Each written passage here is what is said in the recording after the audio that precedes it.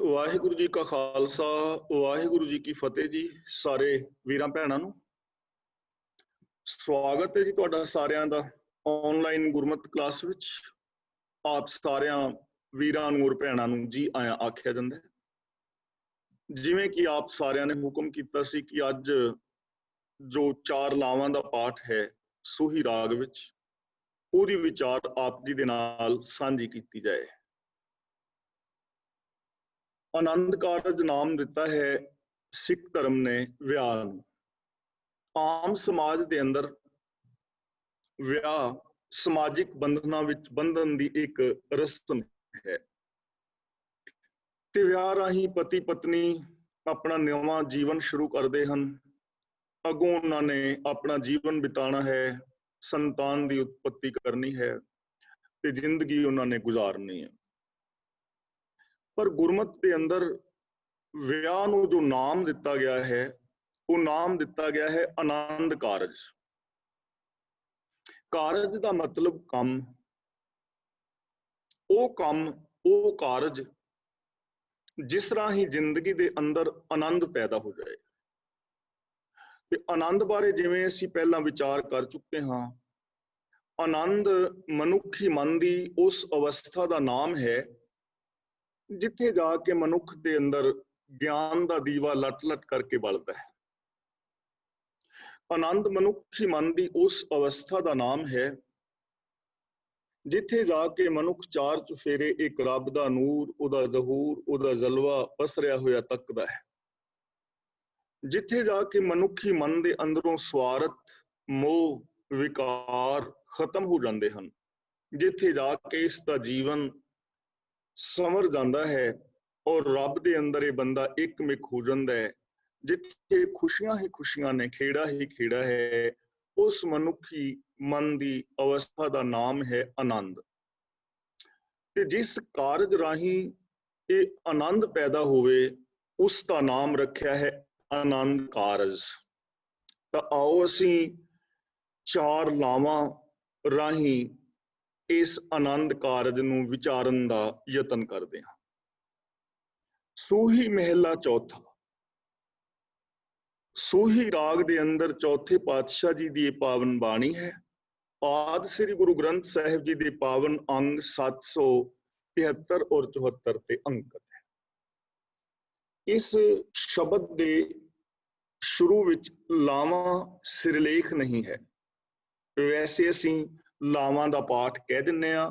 ਉਹਦਾ ਕਾਰਨ ਹੈ ਕਿ ਇਸ ਪਾਵਨ ਸ਼ਬਦ ਦੇ ਅੰਦਰ ਲਾਮ ਸ਼ਬਦ ਆਇਆ ਹੈ।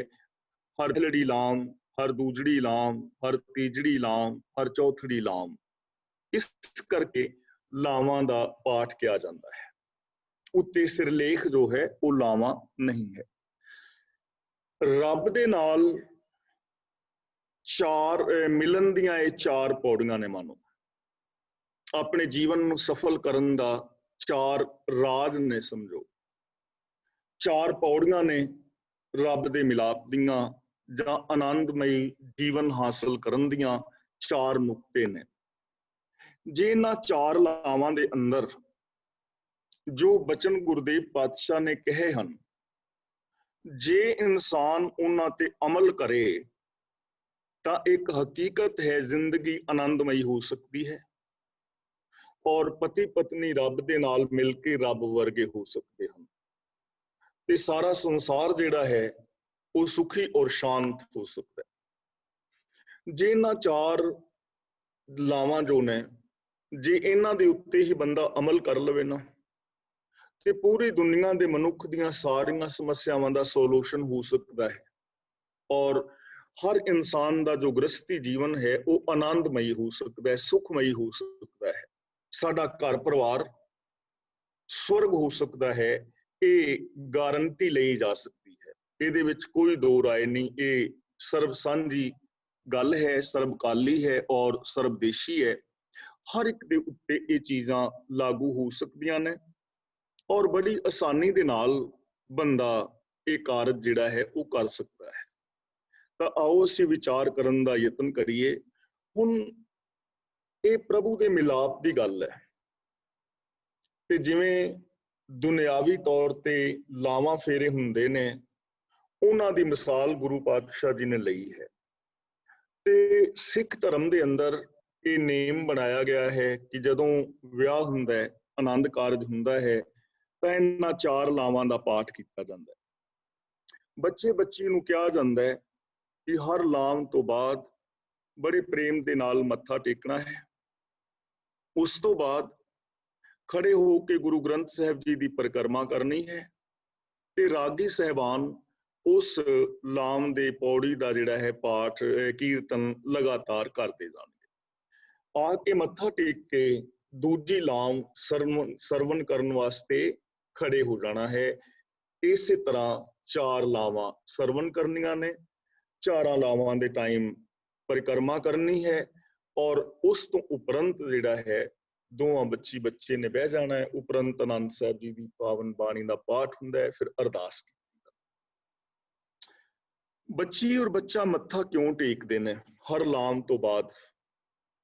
ਉਹਦਾ ਮਤਲਬ ਇਹ ਹੁੰਦਾ ਹੈ ਕਿ ਉਹ ਪ੍ਰੋਮਿਸ ਕਰ ਰਹੇ ਹਨ ਕਿ ਜੋ ਅਸੀਂ ਲਾਮ ਦੇ ਵਿੱਚ ਪਾਠ ਸਰਵਣ ਕੀਤਾ ਹੈ, ਇਹਨੂੰ ਅਸੀਂ ਸਿਰ ਮੱਥੇ ਮੰਨਾਂਗੇ, ਇਹਨੂੰ ਅਸੀਂ ਮੰਨਣ ਲਈ ਤਿਆਰ ਹਾਂ। ਸਿਰ ਮੱਥੇ ਮੰਨਦੇ ਹਾਂ, ਗੁਰੂ ਦੇ ਹੁਕਮ ਅੱਗੇ ਅਸੀਂ ਸ਼ੀਸ਼ ਝੁਕਾਉਂਦੇ ਹਾਂ। ਤੇ ਪਰਿਕਰਮਾ ਕਰਨ ਦਾ ਭਾਵ ਇਹ ਹੈ ਕਿ ਹੇ ਗੁਰੂ ਗ੍ਰੰਥ ਸਾਹਿਬ ਜੀ ਮਹਾਰਾਜ, ਅੱਜ ਤੋਂ ਅਸੀਂ ਗ੍ਰਸਤੀ ਜੀਵਨ ਸ਼ੁਰੂ ਕਰ ਰਹੇ ਹਾਂ। ਸਾਡੀ ਸੋਚ ਦਾ ਕੇਂਦਰ ਤੁਸੀਂ ਹੋਵੋਗੇ ਔਰ ਜੋ ਕੁਝ ਅਸੀਂ ਸੁਣਿਆ ਹੈ ਲਾਮ ਦੇ ਪਾਠ ਅੰਦਰ, ਇਹਨੂੰ ਆਪਣੀ ਜ਼ਿੰਦਗੀ ਵਿੱਚ ਇੰਪਲੀਮੈਂਟ ਕਰਾਂਗੇ, ਇਹਦੇ ਤੇ ਅਮਲ ਕਰਾਂਗੇ, ਅਮਲੀ ਜ਼ਿੰਦਗੀ ਜੀਵਾਂਗੇ ਔਰ ਗਿਆਨ ਗੁਰੂ ਹੀ ਸਾਡੀ ਸੋਚ ਦਾ ਕੇਂਦਰ ਹੋਏਗਾ। ਗੁਰਬਾਣੀ ਸਾਡੇ ਸੋਚ ਦੀ ਕੇਂਦਰ ਹੋਏਗੀ। ਇਸ ਤੋਂ ਅਸੀਂ ਦੂਰ ਨਹੀਂ ਜਾਵਾਂਗੇ। ਤਾਂ ਹੁਣ ਗੁਰਦੇਵ ਪਾਤਸ਼ਾਹ ਜੀ ਪਹਿਲਾ ਬਚਨ ਕਰ ਰਹੇ ਹਨ, ਹਰ ਪਹਿਲੜੀ ਲਾਮ ਪ੍ਰਵਿਰਤੀ ਕਰਮ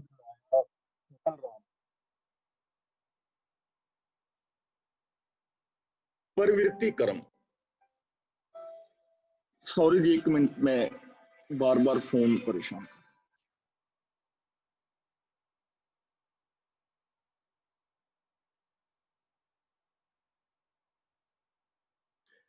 ਪ੍ਰਵਿਰਤੀ ਕਰਮ, ਕਰਮ 2 ਤਰ੍ਹਾਂ ਦੇ ਹੁੰਦੇ ਹਨ, ਇੱਕ ਨਿਵਿਰਤੀ ਔਰ ਇੱਕ ਪ੍ਰਵਿਰਤੀ। ਨਿਵਿਰਤੀ ਦਾ ਮਤਲਬ ਹੈ ਗ੍ਰਸਤ ਦਾ ਤਿਆਗ ਕਰ ਦੇਣਾ। ਨਿਵਿਰਤੀ ਦਾ ਮਤਲਬ ਗ੍ਰਸਤ ਦਾ ਤਿਆਗ ਕਰਨਾ ਔਰ ਜੰਗਲਾਂ ਵਿੱਚ ਚਲੇ ਜਾਣਾ, ਸੰਨਿਆਸੀ ਹੋ ਜਾਣਾ। ਗੁਰਮਤ ਨੇ ਨਿਵਿਰਤੀ ਨੂੰ ਪ੍ਰਵਾਨ ਨਹੀਂ ਕੀਤਾ ਕਿਉਂਕਿ ਸਿੱਖ ਧਰਮ ਗ੍ਰਸਤੀਆਂ ਦਾ ਧਰਮ ਹੈ। ਪ੍ਰਵਿਰਤੀ ਕਰਮ ਦਾ ਮਤਲਬ ਹੈ ਗ੍ਰਸਤੀ ਬਣ ਕੇ ਆਪਣੇ ਜੀਵਨ ਦੇ ਫਰਜ਼ਾਂ ਨੂੰ ਨਿਭਾਉਣਾ। ਇਸ ਲਈ ਸਿੱਖੀ ਦੀ ਪਹਿਲੀ ਪੌੜੀ ਹੈ, ਪ੍ਰਭੂ ਦੇ ਨਾਲ ਮਿਲਾਪ ਦੀ ਜੋ ਪਹਿਲੀ ਪੌੜੀ ਹੈ, ਸ਼ੁਰੂਆਤ, ਉਹ ਹੈ ਗ੍ਰਸਤੀ ਹੋਣਾ ਹੈ। ਗ੍ਰਸਤੀ ਧਰਮ ਨੂੰ ਅਪਣਾਉਣਾ ਹੈ, ਸੰਸਾਰ ਨੂੰ ਛੱਡ ਕੇ ਭਗੌੜਾ ਨਹੀਂ ਹੋਣਾ। ਕਿਉਂਕਿ ਜਿਨ੍ਹਾਂ ਨੂੰ ਅਸੀਂ ਤਿਆਗੀ ਕਹਿੰਦੇ ਹਾਂ ਔਰ ਉਹਨਾਂ ਨੂੰ ਅਸੀਂ ਮਹਾਨ ਮੰਨਦੇ ਹਾਂ, ਤਾਂ ਉਹਨਾਂ ਬਾਰੇ ਜੇ ਥੋੜਾ ਜਿਹਾ ਅਸੀਂ ਸੋਚੀਏ ਤਾਂ ਉਹ ਇੰਝ ਪ੍ਰਤੀਤ ਹੁੰਦਾ ਹੈ ਜਿਵੇਂ ਉਹ ਰੱਬ ਦੇ ਔਰ ਮਨੁੱਖਤਾ ਦੇ ਵੈਰੀ ਹੋਣ। ਰੱਬ ਨੇ ਮਨੁੱਖ ਦੇ ਅੰਦਰ ਐਸਾ ਜਜ਼ਬਾ ਕਾਮ ਆਦਿਕ ਦਾ ਪਾਇਆ ਹੈ ਜਿਸ ਰਾਹੀਂ ਇਹ ਜੋ ਮਨੁੱਖੀ ਨਸਲ ਹੈ ਇਸ ਸੰਸਾਰ ਦੇ ਉੱਤੇ ਰਹਿ ਸਕੇ। ਜਿਹੜਾ ਤਿਆਗੀ ਬੰਦਾ ਹੈ ਉਹਦੇ ਵਿੱਚੋਂ 2 ਗੱਲਾਂ ਨਿਕਲਦੀਆਂ ਨੇ, ਇੱਕ ਤਾਂ ਉਹ ਰੱਬ ਦੀ ਇਸ ਚੀਜ਼ ਨੂੰ ਵੀ ਪ੍ਰਵਾਨ ਨਹੀਂ ਕਰ ਰਿਹਾ, ਇਸ ਦੇ ਵਿਰੋਧ ਵਿੱਚ ਜਾ ਰਿਹਾ ਹੈ, ਤੇ ਦੂਜਾ ਇੰਝ ਪ੍ਰਤੀਤ ਹੁੰਦਾ ਹੈ ਕਿ ਜਿਵੇਂ ਉਹ ਮਨੁੱਖੀ ਨਸਲਾਂ ਦਾ ਵੀ ਵੈਰੀ ਹੋਵੇ ਤੇ ਰੱਬ ਨੂੰ ਕਹਿ ਰਿਹਾ ਹੋਵੇ ਕਿ ਤੂੰ ਤਾਂ ਚਾਹੁੰਦਾ ਹੈ ਇਸ ਦੁਨੀਆ ਤੇ ਮਨੁੱਖੀ ਨਸਲ ਰਹੇ, ਪਰ ਅਸੀਂ ਰਹਿਣ ਨਹੀਂ ਦੇਣੀ, ਅਸੀਂ ਇਸ ਨਸਲ ਦੇ, ਮਨੁੱਖੀ ਨਸਲ ਦੇ ਵੈਰੀ ਹਾਂ, ਅਸੀਂ ਵਿਆਹ ਸ਼ਾਦੀ ਨਹੀਂ ਕਰਵਾਉਣੀ। ਤਾਂ ਪਹਿਲੀ ਗੱਲ ਹੈ, ਸਿੱਖ ਧਰਮ ਗ੍ਰਸਤੀਆਂ ਦਾ ਧਰਮ ਹੈ, ਤਿਆਗੀਆਂ ਦਾ ਧਰਮ ਨਹੀਂ ਹੈ। ਹਰ ਪਹਿਲੜੀ ਲਾਮ ਕਿ ਪ੍ਰਭੂ ਦੇ ਨਾਲ ਜੋ ਜੀਵ ਇਸਤਰੀ ਦੇ ਮਿਲਾਪ ਦੀ ਪਹਿਲੀ ਲਾਮ ਹੈ ਨਾ, ਉਹ ਹੈ ਪ੍ਰਵਿਰਤੀ ਕਰਮ ਦ੍ਰਿੜਾਇਆ। ਇੱਥੇ ਵਿਸ਼ਰਾਮ ਲਗਾਣਾ ਹੈ। ਹਰ ਪਹਿਲੜੀ ਲਾਮ ਪ੍ਰਵਿਰਤੀ ਕਰਮ ਦ੍ਰਿੜਾਇਆ ਬਲ ਰਾਮ ਜੀਓ। ਬਲ ਦਾ ਮਤਲਬ ਬਲਿਹਾਰ ਜਾਣਾ, ਰਾਮ ਦਾ ਮਤਲਬ ਰਮਿਆ ਹੋਇਆ, ਜੋ ਜਰਰੇ ਜਰਰੇ ਅੰਦਰ ਸਮਾਇਆ ਹੋਇਆ ਹੈ, ਉਹਦੇ ਤੋਂ ਵਾਰ ਨੇ ਸਦਕੇ ਜਾਣਾ। ਉਸ ਰਮੇ ਹੋਏ ਰੱਬ ਦੇ ਨਾਲ ਜੀਵ ਇਸਤਰੀ ਦੇ ਮਿਲਾਪ ਦੀ ਪਹਿਲੀ ਲਾਮ ਇਹ ਹੈ ਕਿ ਪ੍ਰਵਿਰਤੀ ਕਰਮ ਦ੍ਰਿੜ ਕਰਾਇਆ ਹੈ ਗੁਰੂ ਨੇ, ਯਾਨੀ ਗ੍ਰਸਤੀ ਹੋ ਕੇ ਆਪਣੇ ਫਰਜ਼ਾਂ ਨੂੰ ਪੂਰਿਆ ਕਰਨਾ ਹੈ, ਤਿਆਗ ਨਹੀਂ ਕਰਨਾ, ਇਸ ਸੰਸਾਰ ਦੇ ਅੰਦਰ ਵਿਚਰਨਾ ਹੈ। ਦੂਜੀ ਗੱਲ ਕਹਿੰਦੇ ਨੇ ਬਾਣੀ ਬ੍ਰਹਮਾ ਵੇਦ ਧਰਮ ਦ੍ਰਿੜੋ ਪਾਪ ਤਜਾਇਆ ਬਲ ਰਾਮ ਜੀ। ਬਾਣੀ ਬ੍ਰਹਮਾ ਵੇਦ ਕਿ ਜੋ ਗੁਰੂ ਜੀ ਦੀ ਬਾਣੀ ਹੈ ਨਾ ਸਿਫਤ ਸਲਾਹ ਦੀ, ਇਹੀ ਤੇਰੇ ਵਾਸਤੇ ਬ੍ਰਹਮਾ ਦਾ ਵੇਦ ਹੈ, ਰੱਬ ਦਾ ਗਿਆਨ, ਯਾਨੀ ਕਿਸੇ ਵੇਦ ਸ਼ਾਸਤਰ ਨੂੰ ਪੜ੍ਹਨ ਦੀ ਜ਼ਰੂਰਤ ਨਹੀਂ। ਬਾਣੀ ਜੋ ਸਿਫਤ ਸਲਾਹ ਦੀ ਬਾਣੀ ਹੈ, ਇਹਦੇ ਤੋਂ ਸੇਧ ਲੈਣੀ ਹੈ, ਗੁਰੂ ਗਿਆਨ ਤੋਂ ਸੇਧ ਲੈਣੀ ਹੈ। ਤੇ ਨਾਲ ਕੀ ਕਰਨਾ ਹੈ? ਧਰਮ ਦ੍ਰਿੜੋ, ਧਰਮੀ ਹੋਣਾ ਹੈ, ਧਰਮ ਦ੍ਰਿੜ ਕਰਨਾ ਹੈ। ਹੁਣ ਧਰਮ ਕੀ ਹੈ ਇਹ ਅਸੀਂ ਪਹਿਲਾਂ ਵਿਚਾਰ ਆਏ ਹਾਂ। ਜੇ ਕਿਸੇ ਨੇ ਨਹੀਂ ਲਿਖਿਆ ਤਾਂ ਆਪ ਲਿਖ ਸਕਦੇ ਹੋ ਧਰਮ ਦੀ ਪਰਿਭਾਸ਼ਾ।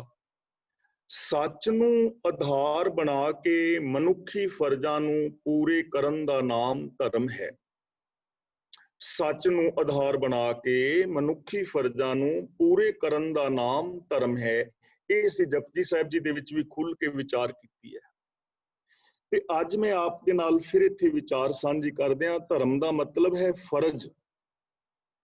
ਔਰਤ ਦੇ ਕਿੰਨੇ ਸਾਰੇ ਫਰਜ਼ ਨੇ, ਬੇਟੀ ਦੇ ਰੂਪ ਵਿੱਚ, ਭੈਣ ਦੇ ਰੂਪ ਵਿੱਚ, ਪਤਨੀ ਦੇ ਰੂਪ ਵਿੱਚ, ਨੂੰਹ ਦੇ ਰੂਪ ਵਿੱਚ, ਮਾਂ ਦੇ ਰੂਪ ਵਿੱਚ, ਦਰਾਣੀ ਜਠਾਣੀ ਦੇ ਰੂਪ ਵਿੱਚ। ਇਸੇ ਤਰ੍ਹਾਂ ਬੰਦੇ ਦੇ ਫਰਜ਼ ਨੇ, ਬੇਟੇ ਦੇ ਰੂਪ ਵਿੱਚ, ਪਿਤਾ ਦੇ ਰੂਪ ਵਿੱਚ, ਚਾਚਾ ਤਾਇਆ ਭਤੀਜਾ ਆਦਿਕ ਹੈ। ਇਹ ਸਾਰੇ ਫਰਜ਼ਾਂ ਨੂੰ ਪੂਰੀਆਂ ਕਰਨਾ ਹੈ ਸੱਚ ਨੂੰ ਆਧਾਰ ਬਣਾ ਕੇ। ਤੇ ਫਰਜ਼ ਇੱਥੇ ਖਤਮ ਨਹੀਂ ਹੋ ਜਾਂਦੇ। ਜਿਹੜਾ ਵੱਡਾ ਇਹ ਯੂਨੀਵਰਸ ਹੈ ਓਨੇ ਹੀ ਸਾਡੇ ਫਰਜ਼ ਨੇ। ਪਸ਼ੂ ਪੰਛੀਆਂ ਲਈ, ਵਨਸਪਤੀ ਲਈ, ਮਨੁੱਖ ਮਾਤਰ ਲਈ, ਹਵਾ ਲਈ, ਧਰਤੀ ਲਈ, ਆਕਾਸ਼ ਲਈ ਸਾਡੇ ਕੀ ਫਰਜ਼ ਨੇ? ਇਹਨਾਂ ਫਰਜ਼ਾਂ ਨੂੰ ਪੂਰਿਆ ਕਰ। ਧਰਮ ਦ੍ਰਿੜੋ, ਬਾਣੀ ਬ੍ਰਹਮਾ ਵੇਦ ਧਰਮ ਦ੍ਰਿੜੋ ਪਾਪ ਤਜਾਇਆ ਬਲ ਰਾਮ ਜੀਓ। ਤੇ ਗੁਰੂ ਨੇ ਗਿਆਨ ਦਿੱਤਾ ਹੈ ਕਿ ਫਰਜ਼ ਪੂਰੇ ਕਰਨੇ ਨੇ ਪਰ ਪਾਪ ਨਹੀਂ ਕਰਨਾ, ਪਾਪ ਦਾ ਤਿਆਗ ਕਰ ਦੇਣਾ। ਦੇਖੋ ਆਪਣੇ ਬੱਚਿਆਂ ਨੂੰ ਪਾਲਣ ਦੇ ਫਰਜ਼ ਹਰ ਮਾਂ-ਬਾਪ ਪੂਰੇ ਕਰਦਾ ਹੈ, ਪਰ ਕਈ ਵਾਰ ਐਸਾ ਹੁੰਦਾ ਹੈ ਕਿ ਅਸੀਂ ਬੇਗਾਨੇ ਬੱਚਿਆਂ ਦਾ ਪੇਟ ਵੱਢ ਕੇ ਆਪਣੇ ਬੱਚਿਆਂ ਨੂੰ ਦਿੰਦੇ ਹਾਂ ਤਾਂ ਉਹ ਪਾਪ ਹੈ। ਰਿਸ਼ਵਤ ਲੈਂਦੇ ਹਾਂ ਤਾਂ ਉਹ ਪਾਪ ਹੈ। 2 ਨੰਬਰ ਦੇ ਧੰਦੇ ਕਰਦੇ ਹਾਂ ਤੇ ਉਹ ਪਾਪ ਹੈ। ਆਪਣੇ ਫਰਜ਼ਾਂ ਨੂੰ ਪੂਰੀਆਂ ਕਰਨਾ ਹੈ, ਧਰਮੀ ਹੋਣਾ ਹੈ ਔਰ ਪਾਪਾਂ ਦਾ ਤਿਆਗ ਕਰਨਾ ਹੈ।